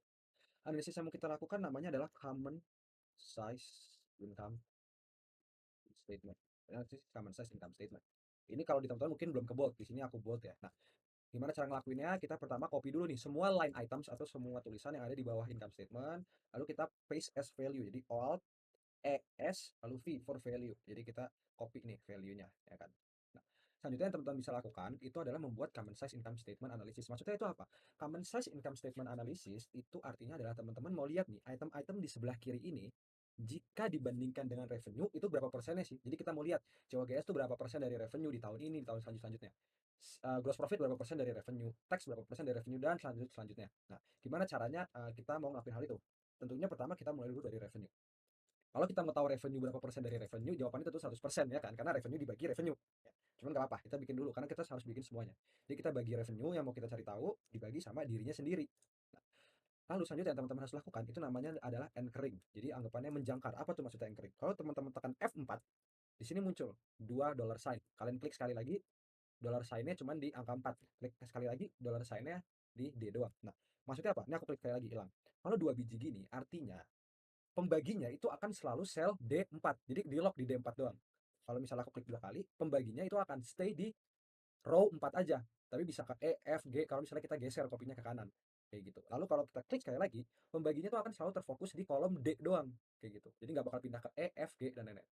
Coba kita aplikasikan supaya teman-teman lebih kebayang ya. Di sini kita maunya 2 kali pencet. Jadi dollar sign-nya cuma di angka 4 supaya ngelock nih di row 4 doang, nggak turun ke row 5, 6, 7 dan seterusnya. Gunanya apa? Nih gunanya. Kita bagi 100%. Nanti kalau mungkin kalau di teman-teman masih satu gitu hasilnya, tapi teman-teman ubah aja ke bentuk persentase ya. Nah, lalu kita bold ke bawah, kita blok ke bawah, lalu kita pencet Ctrl D. Nah, teman-teman bisa lihat, karena kita udah ngelakuin anchoring, ini secara otomatis akan mereference ke row 4 ini, ke revenue. Ya, lihat nih. Tuh, selalu ke revenue. Lalu kita klik lagi di sini, selalu ke revenue lagi. Klik di sini, tuh, warna merahnya selalu di kolom 4. Karena kita udah melakukan anchoring, kita bisa bold ini semua, kita geser ke kanan, lalu kita pencet Ctrl R. Nah, karena tadi kita udah menganchor di row 4, maka selanjutnya dia otomatis juga tetap di row 4 tapi ganti ke kolom E. Teman bisa lihat tuh, geser kan ke 165. Ini juga geser ke 181. Geser. Tapi kalau kita turun ke bawah, ya dia tetap di dirinya sendiri, tetap di 199 itu revenue-nya. Nah, itu adalah gunanya anchoring. Selanjutnya teman-teman bisa lakukan itu adalah percentage of change. Nah, ini apa sih? Ini basically merupakan sebuah sensitivity analysis. Nanti teman-teman lebih gambar deh. Jadi teman-teman buat dulu karena ini judul baru ya. Lalu bisa juga copy ini semua. Kita Alt, ES, lalu V for values. Lalu di sini kita bisa tulis anggaplah 10%. Kayak gitu. Lalu bisa tambahin Alt H0 biar ada belakangnya tulisannya. Lalu karena ini kan ketikan ya teman-teman, bukan rumus. Jadi kita mau bikin warnanya jadi warna biru. Jadi pencet Alt H F C. Birunya yang udah sempat kita pakai nih. Biru yang ada di bagian bawah teman-teman. Pencet. Jadi gunanya adalah yang namanya percentage of change ini kita mau lihat nih. Kalau misalnya revenue itu berubah 10%, itu jadi berapa sih? Misalnya 10% dari data yang ada di atas ini ya. Kalau 1% berapa, 2% berapa, 3% berapa. Jadi kita mau lihat setiap ada perubahan sebesar X atau ini yang kita input, maka komponen-komponen di sini angkanya itu jadi berapa. Gimana cara kita ngelakuinnya? Nah, karena tadi tujuannya adalah untuk melakukan sensitivity analysis atau melihat perubahannya, maka rumusnya kan tentunya adalah angka asalnya, ya. Misalnya sekarang kita di track revenue ya.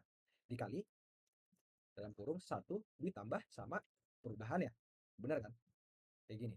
Tapi sekali lagi teman-teman, si perubahannya ini kita kan maunya selalu 10% doang atau 20% doang sesuai tabel yang ada, sorry, sesuai sel yang ada di sini kan.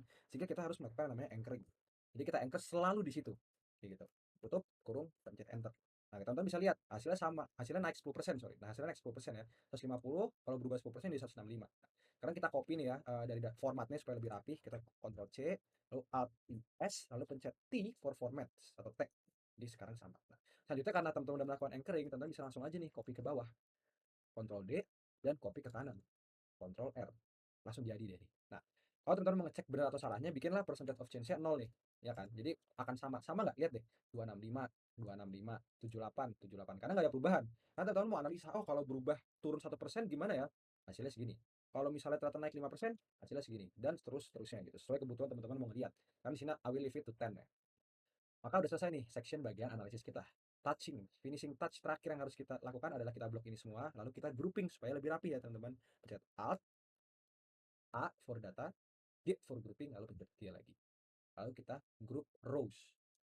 Nah, atau bisa tadi pas select ke bawah gini, teman-teman pencet Shift Spacebar, jadi keblok semua, baru di grouping, sama aja. Kalau pencet 1, sekarang kita punya deh model yang rapih dan terstruktur. Ada bagian income statement, assumption, dan analisis. Kalau mau lihat detailnya, tinggal pencet 2, kebuka semuanya. Jadi lebih rapi nggak, teman-teman? Kita bahas step selanjutnya di video berikutnya ya.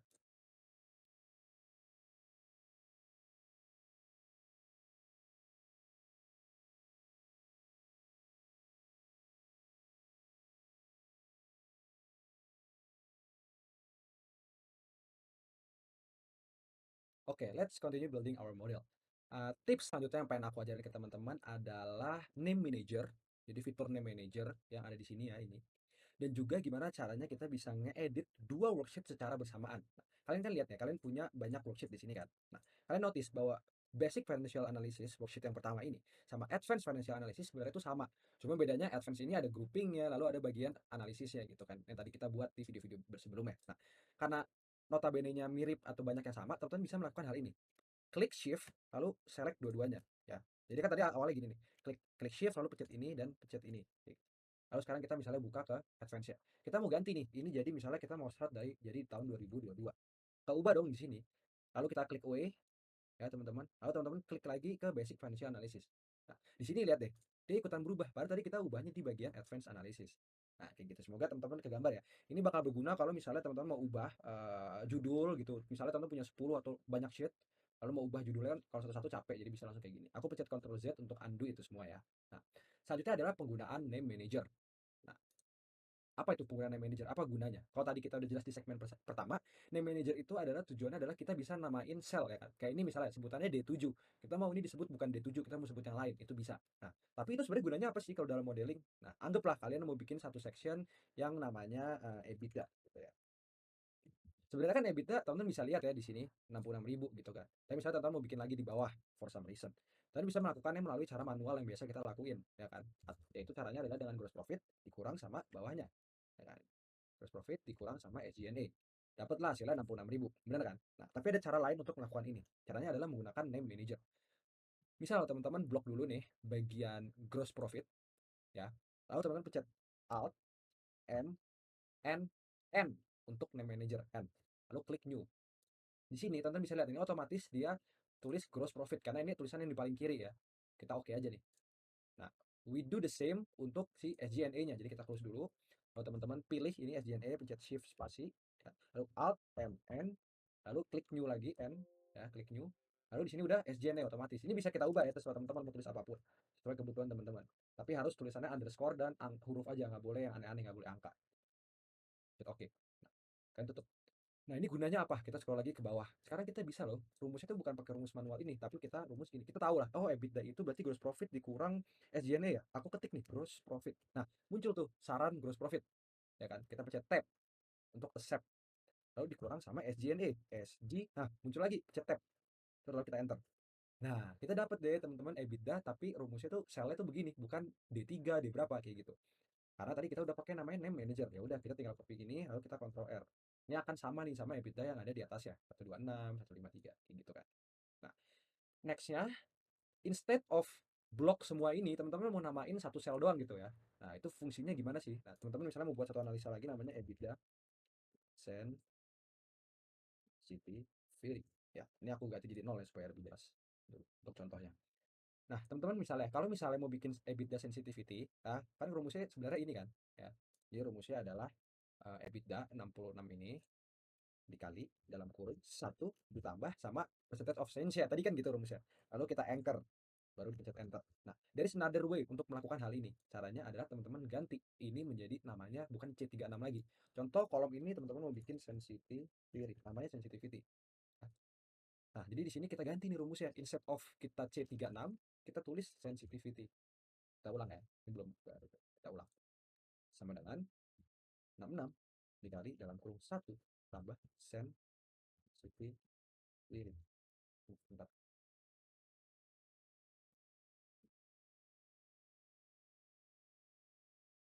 Tadi belum keganti, sorry teman-teman.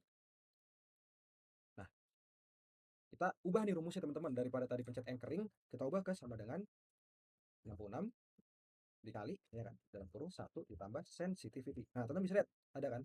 Pencet tab, lalu enter. Jadi kita tuh nggak pencet anchor kan? Di sini teman-teman lihat nggak ada anchoring, tapi karena name sensitivity bagi Excel adalah kolom ini atau cell ini, sorry, itu akan selalu ya ke refer ke situ. Tinggal Ctrl R, lalu copy formatnya dari sini, ya kan? Alt E S T, format. Dapat deh hasilnya sama. Kalau misalnya ini diganti 100% ya dia ikut keganti di bawah. Nah, begitu. Cuman sebenarnya cara yang kedua ini itu nggak terlalu oke sih. Ya, karena kalau misalnya ada orang baca, terus dia lihat sensitivity, sensitivity itu di mana? Mungkin kalau misalnya deket pas pencet F2, oh ternyata sensitivity ini. Bayangin kalau orang bikinnya di bawah gitu. Dia nyari sensitivity di mana? Better kita kasih tahu aja F48, jadi F terus 48. Itu lebih better. Tapi ya siapa tahu ini useful nih buat teman-teman.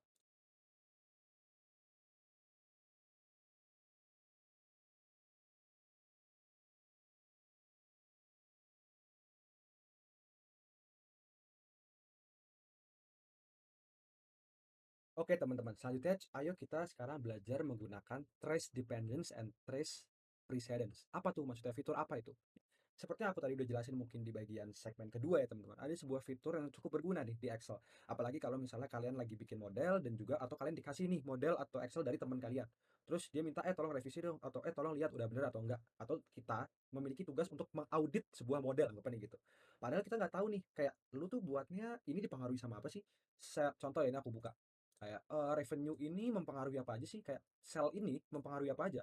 Atau kayak ini rumusnya apa sih? Gua ngerti. Nah, inilah gunanya ada fitur trace precedence dan trace dependence. Contoh, kita sekarang pengen tahu kira-kira revenue tahun 2017 itu mempengaruhi apa aja sih? Nah, caranya gimana? Kita pencet Alt, lalu M for formula, dan D for trace dependence nih ya, teman-teman bisa lihat. Nah, teman-teman bisa lihat bahwa revenue tahun 2017 itu mempengaruhi gross profit. Ya dong, masuk akal dong. Gross profit nanti akan mempengaruhi net income, ya kan? Lalu juga akan mempengaruhi 10% ini, kan tadi rumus ya, growth rate 10%. Dan juga ke bawah-bawah nih. Sampai revenue tahun 2017 juga akan mempengaruhi revenue tahun 2018 yang expected, which is make sense.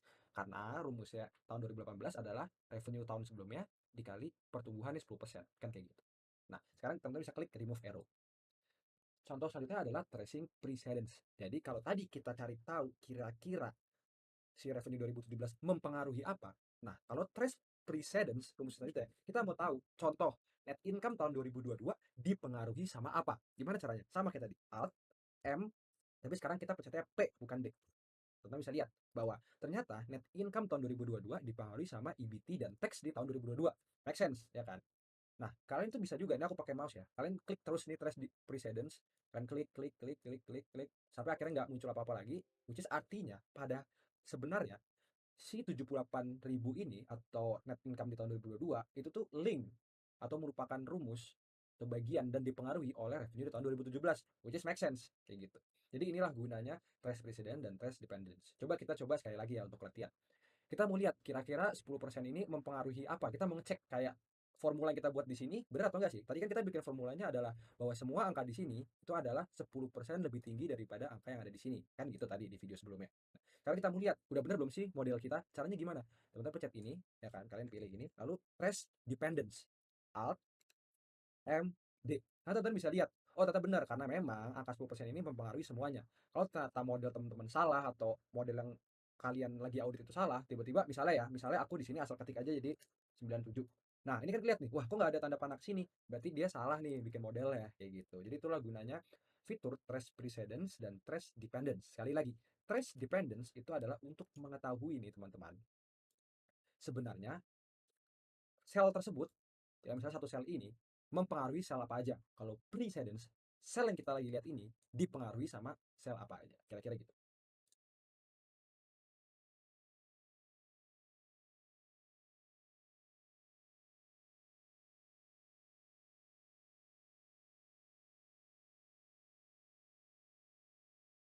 Sekarang coba aku pengen ajarin ke kalian juga salah satu cara untuk mengaudit selain tadi fitur tracing dependence dan tracing precedence, yaitu fitur yang namanya go to special. Nah, apa tuh fitur go to special dan apa gunanya? Oke, let's say teman-teman dapat model atau teman-teman habis buat model atau Excel apapun itu terus mau ngecek. Kayak di sini contohnya, di sini kan tujuannya kita kayak warna biru adalah menandakan bahwa yang warna biru itu adalah hard coded number atau ketikan input manual gitu kan, bukan formula. Sedangkan yang hitam itu yang formula. Nah, kita mau ngecek bener nggak sih semua yang udah kita bikin ini, yang warnanya biru itu artinya benar ketikan, dan yang warnanya formula itu benar hitam. Sorry, yang warna hitam benar formula. Kayak gitu kan teman-teman. Atau jangan-jangan ada yang ketikan atau hard coded number tapi warnanya masih hitam. Nah, inilah fungsi dari go to special. Jadi teman bisa pencet F5 lalu pencet special di sini ya. Nah, kalian bisa lihat nih, ada pilihannya. Misalnya kita mau constant. Constant itu artinya adalah hard coded ya. Kita mau coba Excel select semua constant, jadi semua yang tulisannya hard coded gitu ya, yang harusnya warna biru, kecuali misalnya teks. Kayak gitu. Jadi ya, karena kita mau taunya angka doang kan, kita nggak mau yang teks, kita pencet OK. Nah, teman-teman bisa lihat, oh yang di select ini benar udah warna biru. Ini juga Edge, tapi ada ini. Ini kan sebenarnya harusnya warnanya biru ya, kayak gitu. Nah, fungsi F5 ini akan mempermudah kalian melakukan hal tersebut daripada kalian harus cekin sel satu-satu. Sehingga kalau kayak gini kita tinggal pencet Alt H, lalu kita mau ganti font color jadi biru kan, FC, kita ganti jadi biru deh. Nah, jadi teman-teman itu tadi sengaja aku live salah ya, bukan aku yang salah gitu. Sengaja supaya teman-teman terbayang apa gunanya. Nah, sekarang coba kita mau coba bener nggak sih yang warna hitam itu semuanya adalah formula. Jadi pencet F5, lalu pencet spesial, lalu teman-teman pencet formula, lalu pencet OK. Nah, teman-teman bisa lihat nih, oh bener ya, yang warna hitam itu semuanya ya beneran formula, emang beneran rumus, sel isinya rumus. Termasuk ini atas ini, ya kan? Karena atas ini ya emang tadi kita buat agar warnanya agar dia bukan rumus dari sebelum-sebelumnya. Nah, kayak gitu. Nah, ini kita maunya warna hitam ya. Alt H, C, lalu warna hitam. Jadi yang tulisan ya biarin lah, karena kita peduli cuma yang angka aja kan. Nah, oke, another fitur yang pengen aku jelasin ke teman-teman itu adalah mengenai conditional formatting. Nah, jadi conditional formatting ini tujuannya adalah, ini aku jelasin aja ya. Misal, kita blok bagian ini. Ya. Kita mau bilang, oh yang angkanya di bawah 10% ya, atau misalnya di bawah 6% itu adalah angka yang sebenarnya nggak material lah. Jadi kita mau ubah warnanya. Daripada kita ubah satu-satu nih kayak, oh ini kita ubah jadi warna misalnya putih jadi nggak penting gitu. Contohnya aku pencet Ctrl Z untuk undo, kita bisa pakai rumus conditional formatting. Jadi kita bold, lalu kita pencet Alt, H, lalu L. Lalu pencet H for highlight cells rules, lalu kita pencet L for less than. Nah, di sini kita bisa tulis anything less than, jadi apapun yang lebih kecil daripada 6%, kita pencet custom format. Nah, kita bisa otak-atik nih di sini. Di sini aku maunya no color, lalu juga no border, kayak gitu ya. Nah, aku mau yang di bawah 6% itu warnanya jadi abu-abu lah, abu-abu nggak hitam. Karena itu anggapannya imaterial ya, atau nggak terlalu penting, jadi nggak apa-apa lah, nggak usah terlalu di bold. Oh, ternyata kurang kelihatan nih kalau kayak gini. Ya udah, abu-abunya aku ganti yang bawahnya ini deh, supaya masih agak kelihatan. Nah, teman-teman bisa lihat, jadi angka yang menurut kita nggak penting itu jadi ya di fade out lah anggapannya gitu. Nah, another useful juga penggunaan dari conditional formatting, misal kayak gini. Kita ulang lagi ya, Alt, H, lalu L, lalu kita H, lalu kita misalnya bikin greater than. Jadi anything greater than 90.000 atau misalnya di sini ada 90 million ya, karena in thousands kan. Thousands. Jadi apapun di atas 90.000 itu aku mau warnain jadi green ya, kayak gitu. Dan aku lakuin hal yang sama lagi, Alt H L H, lalu less than. Sekarang aku mau apapun di bawah 90.000 ya, itu warnanya jadi light red filled with dark red.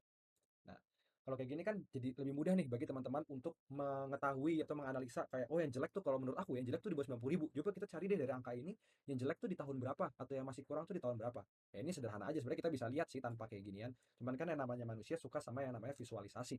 Nah, dengan begini akan membantu teman-teman untuk mendetek nih dan menganalisa menjadi lebih mudah lagi.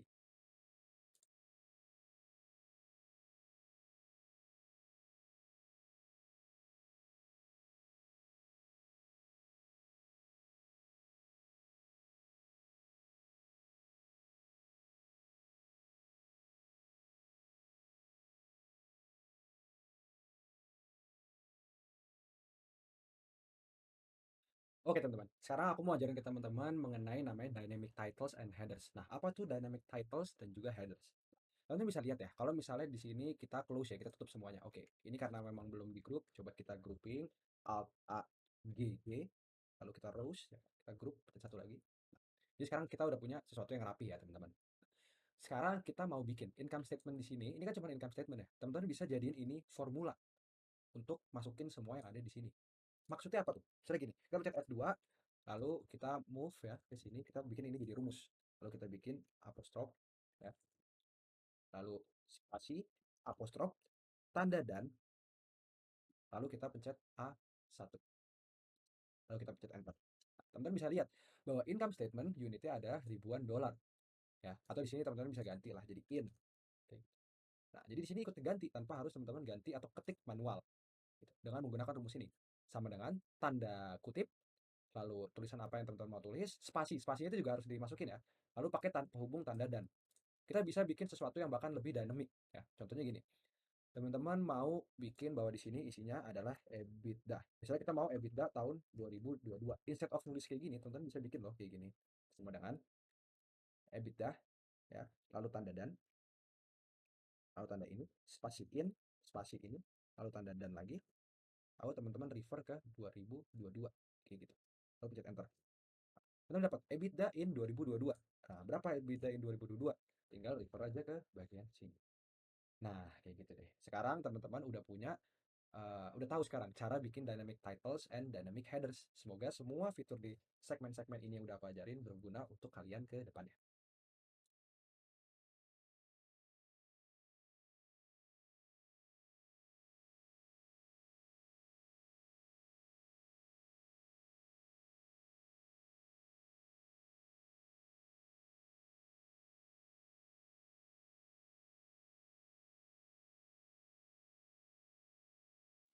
Oke teman-teman, di segmen ke-6 atau segmen terakhir sebelum segmen penutup ini, kita akan mempelajari beberapa fungsi utama yang paling penting untuk dipahami dan digunakan saat kita melakukan financial analysis dan belajar membuat financial modeling. So, selamat belajar.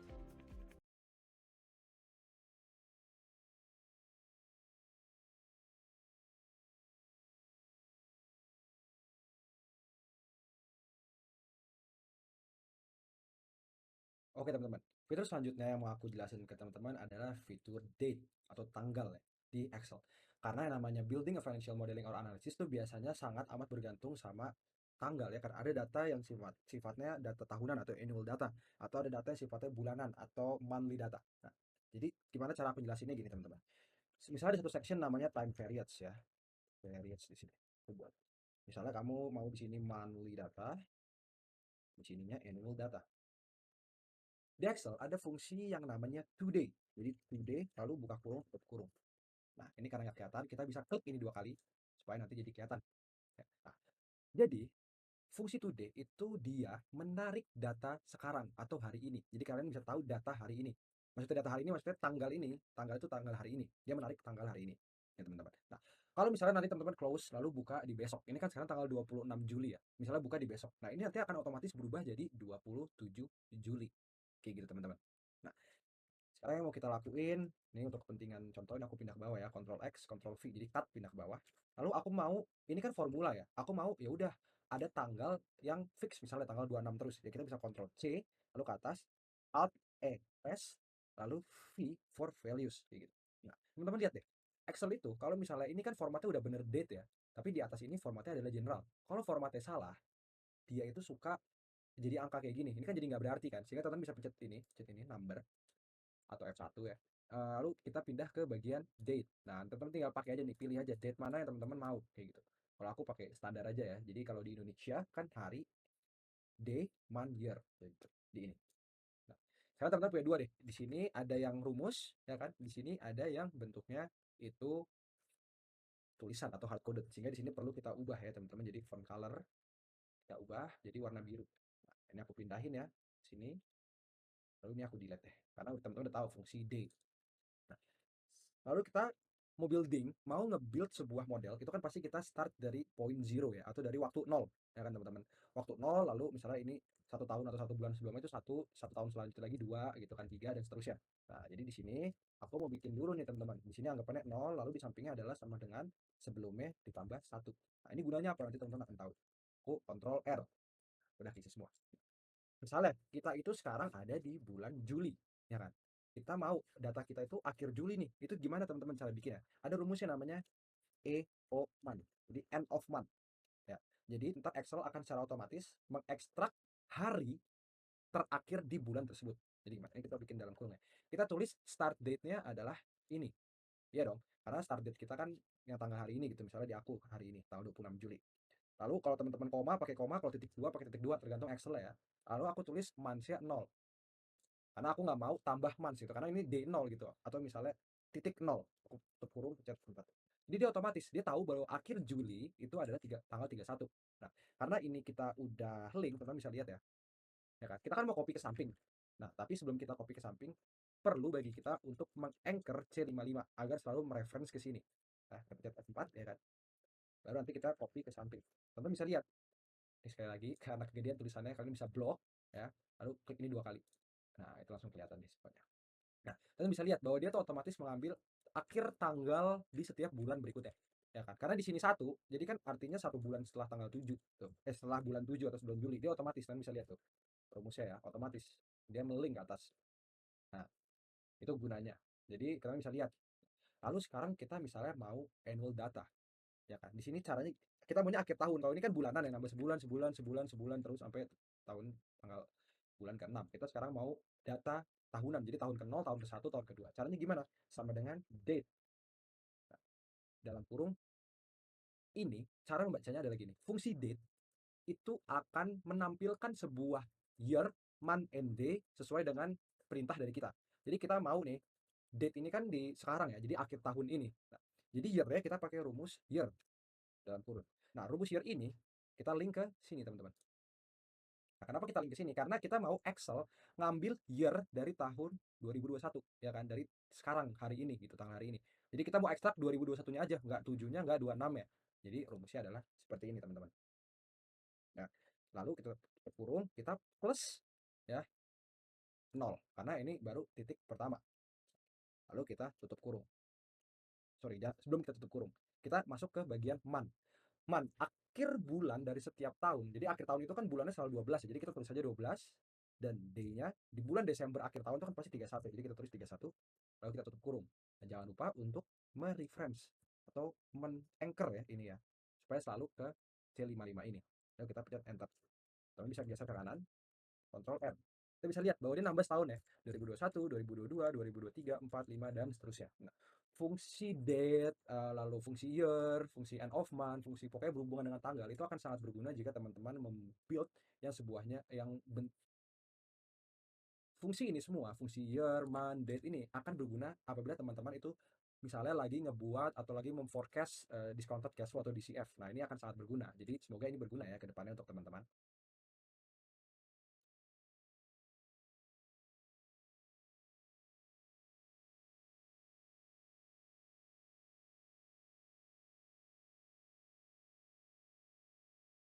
Oke teman-teman, tadi di video sebelumnya aku bilang bahwa semua function yang hubungannya sama data dan lain-lain itu sorry sama date dan lain-lain itu gunanya adalah saat kalian ngebikin model untuk discounting cash flow atau apapun yang hubungannya sama cash flow lah basically. Nah, dalam konsep cash flow ada yang namanya stub period. Apa itu stub period? Ini aku jelasin pakai rumus selanjutnya dari yang hubungannya sama time period.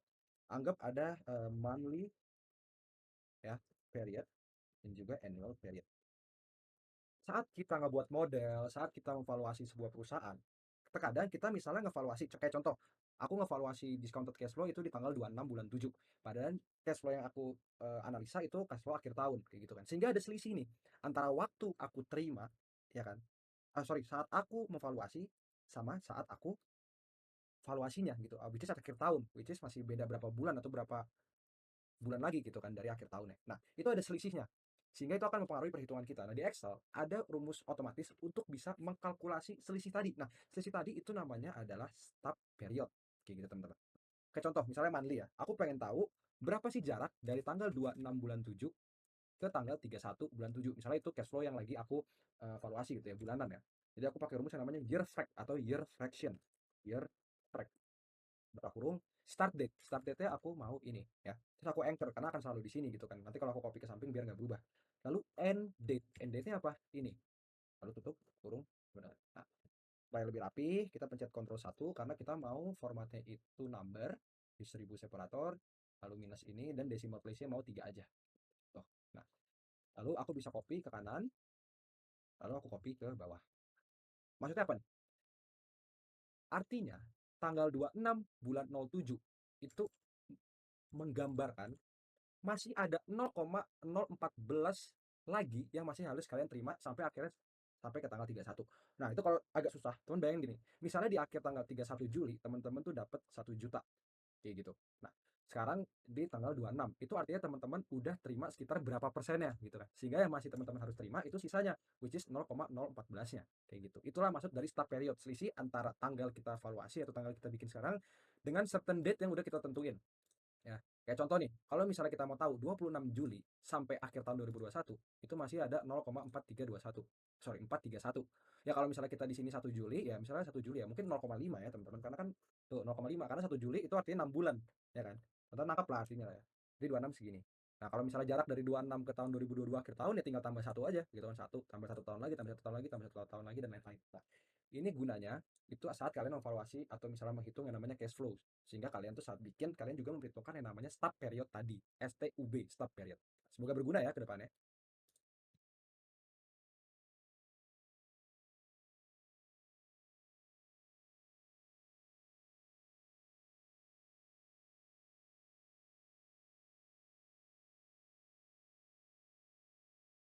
Oke teman-teman, sekarang aku mau ajarin ke teman-teman mengenai sebuah fungsi yang namanya sum product, average, dan median. Apa sih itu sebenarnya? Anggap teman-teman mau bikin satu section lagi, itu namanya adalah cost analysis.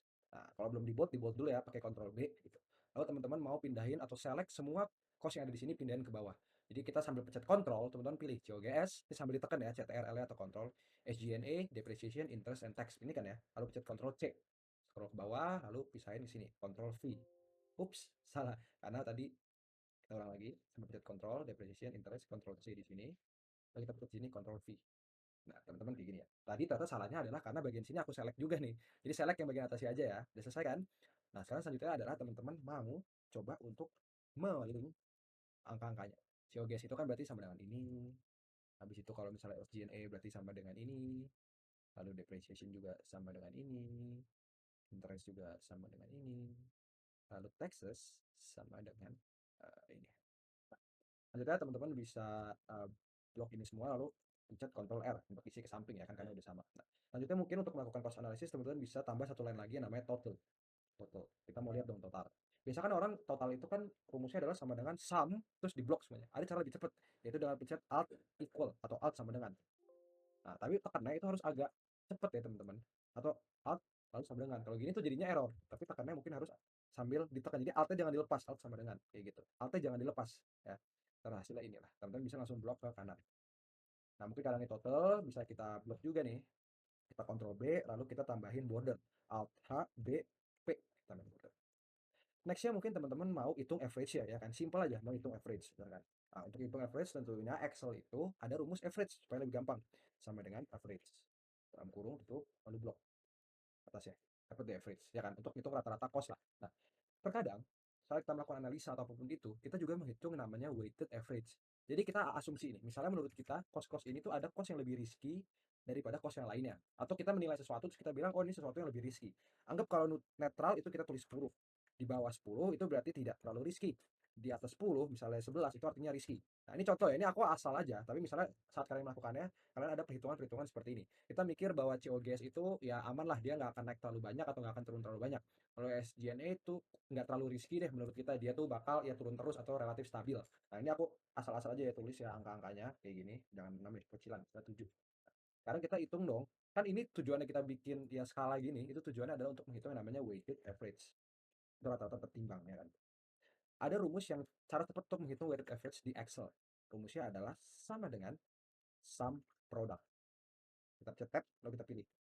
Array pertama kita pilih weightingnya dulu. Kan kita weightingnya dengan bagian kiri ya. Jadi kita kita select ini, kita anchor karena kita nggak mau itu berubah. Benar kan? Lalu, sorry jangan tutup kurung dulu. Titik 2 koma, kita pilih array yang kedua, which is ini kan. Nah, ini jangan di-anchor karena kita mau copy ini rumusnya ke samping kan, sehingga nanti kita mau ini juga berubah pindah-pindah ke sini. Dibagi sama sum dari weightingnya ini. Lalu kita anchor karena kita nggak mau ini berubah. Nah, let's look at the logic behind this rumus.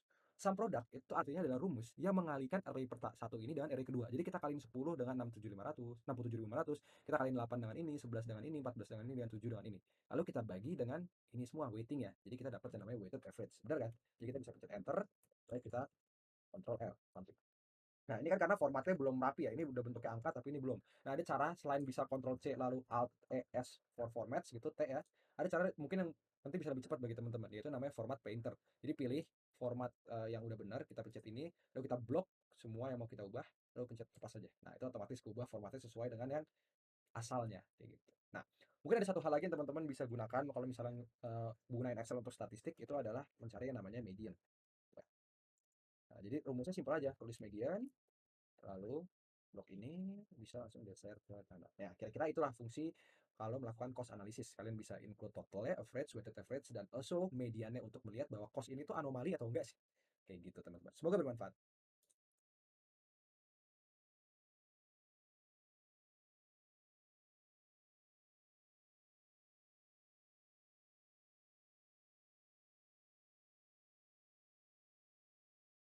Oke, formula atau function berikutnya yang juga paling sering digunakan dalam membuat financial modeling ataupun financial analysis menggunakan Excel adalah if statements. Di sini aku mau coba jelasin ke kalian, kira-kira if statement itu logiknya atau cara gunainnya gimana sih, gitu, supaya kalian lebih tergambar, apalagi untuk yang belum pernah sama sekali.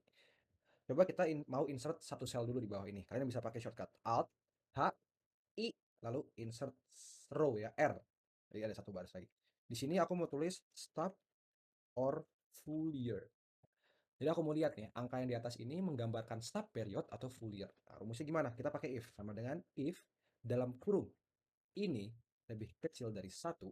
Nah, maka jadi kita set a logical test. Kita lihat dulu syaratnya apa, kondisinya apa. Jadi kalau if kan jika ya. Jika benar D60 di bawah satu, maka ya kan, aku akan tulis stop karena dia di bawah satu. Tapi kalau misalnya di atas satu atau ternyata logical test terbukti salah ya, jadi value if false, maka aku tulis full year. Gitu ya. Aktif, geser ke kanan. Nah, benar dong kalau di atas satu jadi full year, di bawah satu jadi stop. Nah, kita bisa align ke kanan ya supaya jadi rapih dengan pencet Alt H A R. Nah, another way to use this adalah misalnya ini. Kalian mau tulisannya misalnya ada return total expenses kayak gitu teman-teman. Let's say if di atas 150.000 ya kan, atau if di bawah 150.000 kayak gitu. Nah, ini if di atas atau sama dengan 150. Ini nggak usah di bold. Maksudnya apa nih? Contoh gini. eh di kolom yang bagian ini, aku mau, kan kita tadi udah hitung total cost ya. Nah, aku mau if total cost di atas atau sama dengan 150.000, nah, aku mau return gitu. Jadi aku mau si ini ditulis lagi di bagian bawah. Tapi jika salah, ya, itu nol. Jadi nggak usah tulis apa-apa. Nah, kayak lihat-lihat ya. Ini kan di bawah 150.000. Jadi ya di sininya nol. Tapi gimana dengan kalau kita copy ke kanan? Nah, saat menyentuh di atas 150.000, dia otomatis taruh di sini. Jadi otomatis return. Nah, kita bisa set untuk rumus yang selanjutnya. Berarti tinggal sama dengan if dalam kurung. Ini di bawah 150 ya, ya. Maka value if true ini. Value if false 0 sama. Ini akan kebalikannya aja. Nah, lalu untuk memastikan benar atau enggak, kita bisa pakai rumus artikel atau sum, rumus totalnya. Kita copy. Nah, ini kan total ya, jadi supaya lebih rapi, mungkin bisa Alt H B P, kita bold, ya kan? Kita tulis total juga boleh. Nah, lalu karena ini formatnya masih pada berantakan, belum kayak ini pakai koma dan titik, kita bisa buka ini, lalu kita Ctrl 1, lalu kita tulis ke number, decimal places 1, use operator, dan ini. Nah, sekarang menjadi lebih tergambar, ya kan, lebih jelas. Nah, another way to use if statement adalah untuk bikin error checking. Nah, dalam bikin model itu penting banget nih untuk kita bikin namanya error checking. Contoh, kalau kita bikin model yang isinya balance sheet, di mana kan harta harus sama dengan utang tambah modal. Jadi kalau misalnya kita harta yang kita hitung ternyata tidak sama dengan utang tambah modal, kita harus tahu itu sehingga ditulis error kayak gitu kan. Nah, contoh di sini kita mau bikin ya. Harusnya rumus yang kita buat di sini itu akan sama dengan yang ada di sini. Ya, total ini harus sama dengan ada total yang di atas ini. Karena dua-duanya ya total expense gitu ya. Nah, sehingga kita bisa pakai if statement untuk membuat error checking. Mungkin di sini ya kayak ini buat apa sih? Nah, tujuannya itu aku mau bikin kalian paham if statement itu gunanya apa. Kayak gitu, teman-teman. Kita bikin sama dengan if dalam kurung ini sama dengan ini ya. Jadi kita yakin ini sama, kita tulis oke. Tapi kalau ternyata nggak sama ya kan value if false kita tulis error. Oke. Kita geser klik ini, Ctrl R, Alt H, A R supaya rata ke kanan. Nah, apa ya implikasinya? Kalau misalnya ternyata di sini salah ya, rumus kita salah, ada satu, dia otomatis akan langsung error karena ini dengan ini nggak sama, teman-teman. Ya kan? Nah, another way to make it more dynamic. Ini kan kalau kita lihat kan 150-nya aku masih ketik ya. Kita tulis aja, teman-teman, sorry, ini kita undo. Kita tulis aja sini 150. Tuh, enggak ya. Kita tulis juga di sini 150. Kita copy formatnya buat di sini. Nah, kurang 01 kurang 01 kurang 01 oke, kita bikin more dynamic. Jadi 150 ribunya ini aku delete, aku ganti sama ini. Sebentar, salah. 150 nya ini aku ganti sama ini. Nah, lalu kita anchor. Nah, ini kan jadi lebih dynamic ya. Jadi kalau mau nggak 150, misalnya mau 45 aja ya tinggal diubah. Nah, hal yang sama aku lakukan, aku terapkan untuk di sini. Kita delete ya, ini mau kita ganti sama ini. Lalu kita anchor, supaya nggak berubah. Ctrl L ke kanan. Nah, kira-kira itulah gunanya if statement, bisa untuk error checking dan beberapa hal lainnya, dan semoga ini berguna untuk teman-teman. Nah, sebelum kita lanjut ke bagian selanjutnya, jangan lupa apapun yang hard coded atau tulisan ketikan itu harus kita warnai warna biru ya teman-teman. Kok jadi hijau? Warna biru. Jadi ini semua ini kan warna biru ya, harusnya Alt H F C. Kita ganti ke warna biru. Ini juga tadi di atas ada Alt H F C. Kita ganti ke warna biru supaya ya mengikuti best practice ya lah. Kira-kira seperti itu teman-teman. Kita lanjut bagian selanjutnya di video berikutnya ya.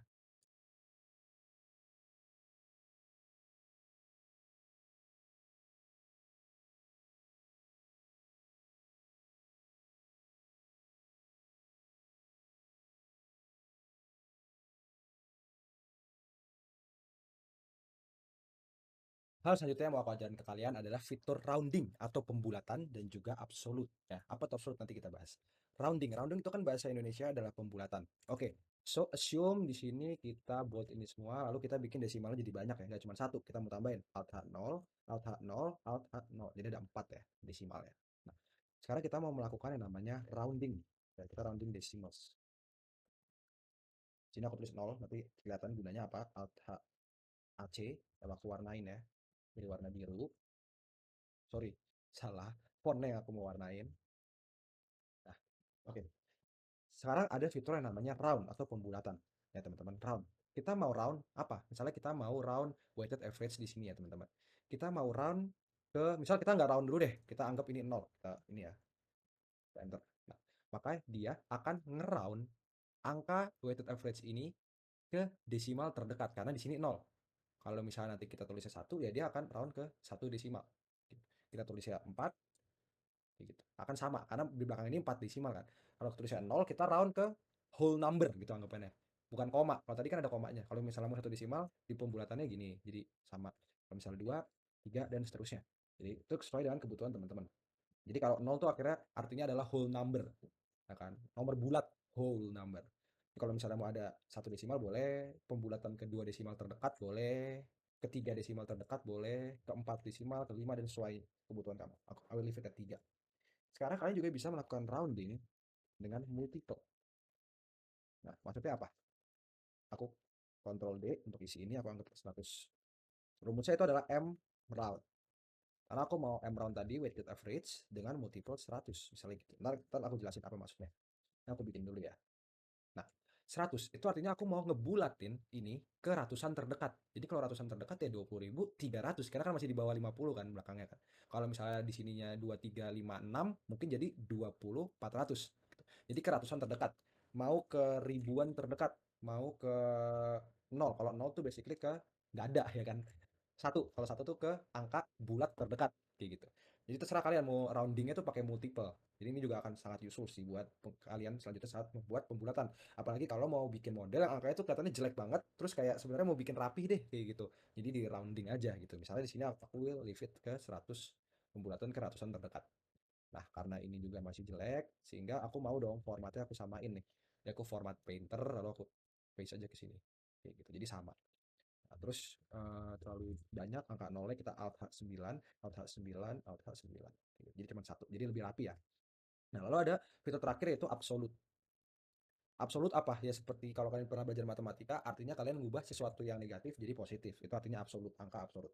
Nah, misalnya kalian itu punya total expense itu bentuknya negatif ya. Misalnya gini kan, negatif. Kalian mau bikin ini jadi positif. Kalian bisa pakai rumus ABS atau absolut, pindah ini. Nah, jadi bentuknya akan jadi positif. Nah, kira-kira itu penggunaan absolut. Tapi di sini aku delete ya. Yang penting kalian tahu lah penggunaannya gimana. Kita ketemu di video berikutnya.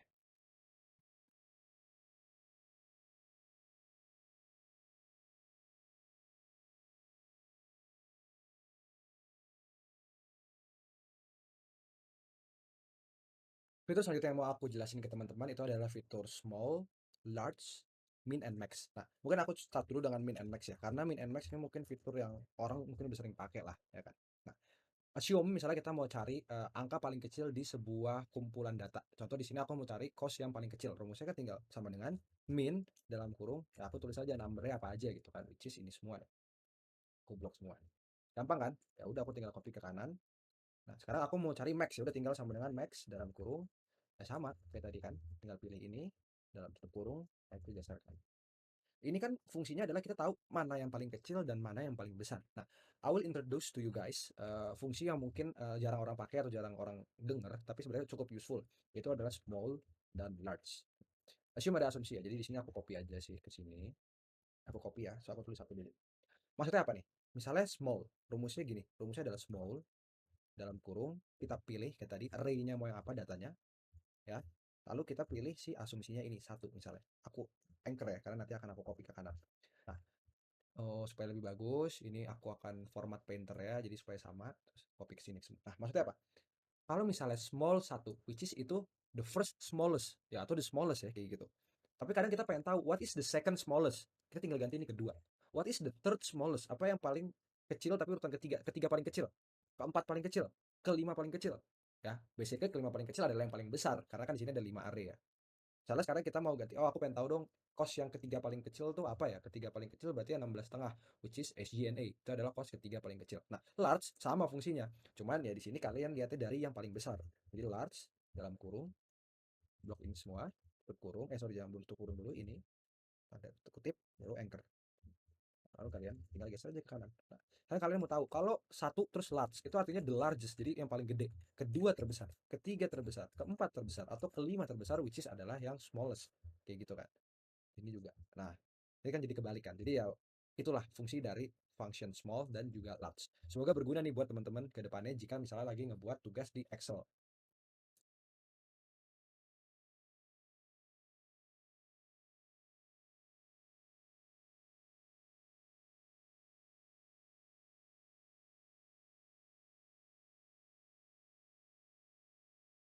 Function selanjutnya atau formula selanjutnya yang mau aku jelasin ke kalian itu adalah formula if error. Nah, terkadang saat kita bikin Excel, kita kan suka dihadapi dengan tulisan error ya. Salah satu errornya misalnya ya, mungkin teman-teman pernah ketahui adalah div 0. Sorry, div 0. Atau misalnya error tulisannya adalah value. Padahal sebenarnya error tersebut ya bukan error, atau misalnya kayak kita membagi sesuatu dengan 0 itu hasilnya kan div 0. Misalnya contoh ya, di sini aku tulis 0. Nah, aku mau bagi total ini dengan 0 kayak gitu misalnya. Ini kan keluar ya div 0 karena ya error gitu kan teman-teman. Nah, instead of tulis 0, kita mau itu jadi NA atau not available. Nah, caranya gimana? Kita pakai rumus yang namanya if error. Sama dengan if error dalam kurung. Nah, jadi kalau apa nih? Ini dibagi sama 0, kita anchor ya, itu error, maka tampilkan NA. Ya, jadi bukan tampilin div 0 tapi tampilkan NA. Jadinya NA ya kan. Kita rata kanan ya, Alt A AR. Nah, kita tinggal copy ke kanan. Kalau misalnya sorry salah, kita copy ke kanan Ctrl R. Kalau misalnya kita ganti satu ya dia jadi muncul. Ini formatnya masih jelek ya. Aku benerin dulu format painter. Aku lebih suka pakai itu sih sebenarnya. Format painter. Nah, tapi kalau nol dia jadi not available. Ya. Kita rata lagi ke kanan. Jadi berubah. Kayak gitu ya. Satu, dua, tiga bisa. Tapi kalau jadi nol bukan div node. Another error yang biasa kita encounter adalah kayak gini teman-teman. Kalau misalnya kita mau jumlahin ini dengan sesuatu yang error atau not available, ya kan? Kita dapat rumus value. Karena di sini not available gitu. Dia di-tag-nya bukan sebagai 0 tapi sebagai error message yang kemudian disamarkan menjadi tulisan NA. Kita padahal masih pengen tetap ngetik gitu ya. Oh, aku jadi value. Value. Yang bisa kita lakuin adalah begini. Kita tulis if error sekali lagi ya. If ini ditambah ini itu error, maka display 0. Kayak gitu. Kalau kita tutup, kita bikin. Maka ya dia display 0 karena kebetulan di sini NA-nya 0. Tapi kalau jadi 1 ya dia jadi sama. Kita jumlahin, ya kan? Kita jumlahin ini dengan ini. Nah, itu gunanya teman-teman. Kalau kita pencet 0, jadinya dia 0. Nah, sehingga kalau misalnya sekarang aku mau jumlahin, ya kan? Kita bisa. Dia di tag sebagai 0. Kalau misalnya di sini error, di sini 0. Contoh, aku mau jumlahin ini tambah ini. Aku bisa dapat hasilnya 109. Padahal kalau tadi aku dapatnya value. Nah, karena sekarang di sini di tag 0, jadi aku bisa jumlahin nih 109. Nah, kira-kira itulah gunanya if error. Kalian bisa menyamarkan tulisan error menjadi sesuatu. Kalau menurut kalian error tersebut sebenarnya bukan error, tapi emang begitu aja gitu. Atau harusnya not available. Semoga bermanfaat ya.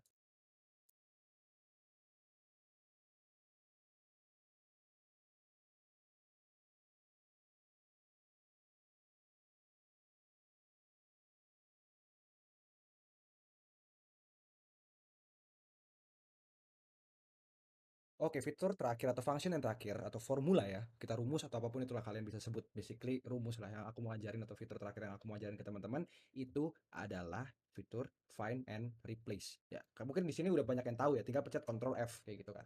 Misal kita mau ganti USD dollar ya, tadi USD dollar, USD dollarnya ini hilang nih ya kan. Kita ketik dulu in USD dollar misalnya gitu. Kita mau ganti kata USD menjadi rupiah gitu. Kita Ctrl F, kita tulis USD ya teman-teman, kita replace jadi IDR. Lalu kita pencet replace all. Nah, dia akan langsung bikin jadi IDR. Itu simple lah, semua orang tahu. Aku undo ya. Nah, sekarang coba teman-teman mau ganti formula. Nah, ini formula di sini kita select dulu ya kan. Kita select teman-teman. Lalu pencet Ctrl F. Kita mau ganti tulisan NA menjadi not available atau not applicable. Terserah kalian, misalnya not applicable. Dan pencet replace all. Nah, itu udah otomatis keganti. Itu juga bisa kalian lakuin. Nah, aku kontrol aja. Coba sekarang satu lagi yang lebih interesting. Ctrl F itu juga bisa dipakai gini. Misal, awalnya kalian bisa lihat bahwa semua rumus ini itu refer ya atau reference ya kan itu ke sini. Assume ada satu hal baru, habis itu kalian mau, gua mau pakai yang ini ya, gua mau pakai yang ini aja. Kalian bisa blok ini semua, lalu pencet Ctrl F, lalu kalian bisa replace. Ya. Kalian bisa lihat kan di sini C88, C88. Kalian mau ganti tulisan C88, jadi tulis exactly the same. C pakai dollar sign ya 88. Mau kita ganti ini aku copy aja ke sini. Aku mau gantinya ke B, aku mau ganti ke sini ya. Jadi dia refresh sekarang ke B. Lalu aku pencet replace all. Nah, kalian bisa lihat bahwa sekarang kalau aku ganti-ganti ini itu nggak ada efeknya karena sekarang semua rumus yang di sini itu udah refresh ke sini. Ya. Nah, so find and replace ini juga fitur yang cukup penting saat kalian bikin modeling ataupun financial analysis. Semoga ini berguna ya bagi kalian saat kalian nanti bikin versi kalian sendiri. Thank you.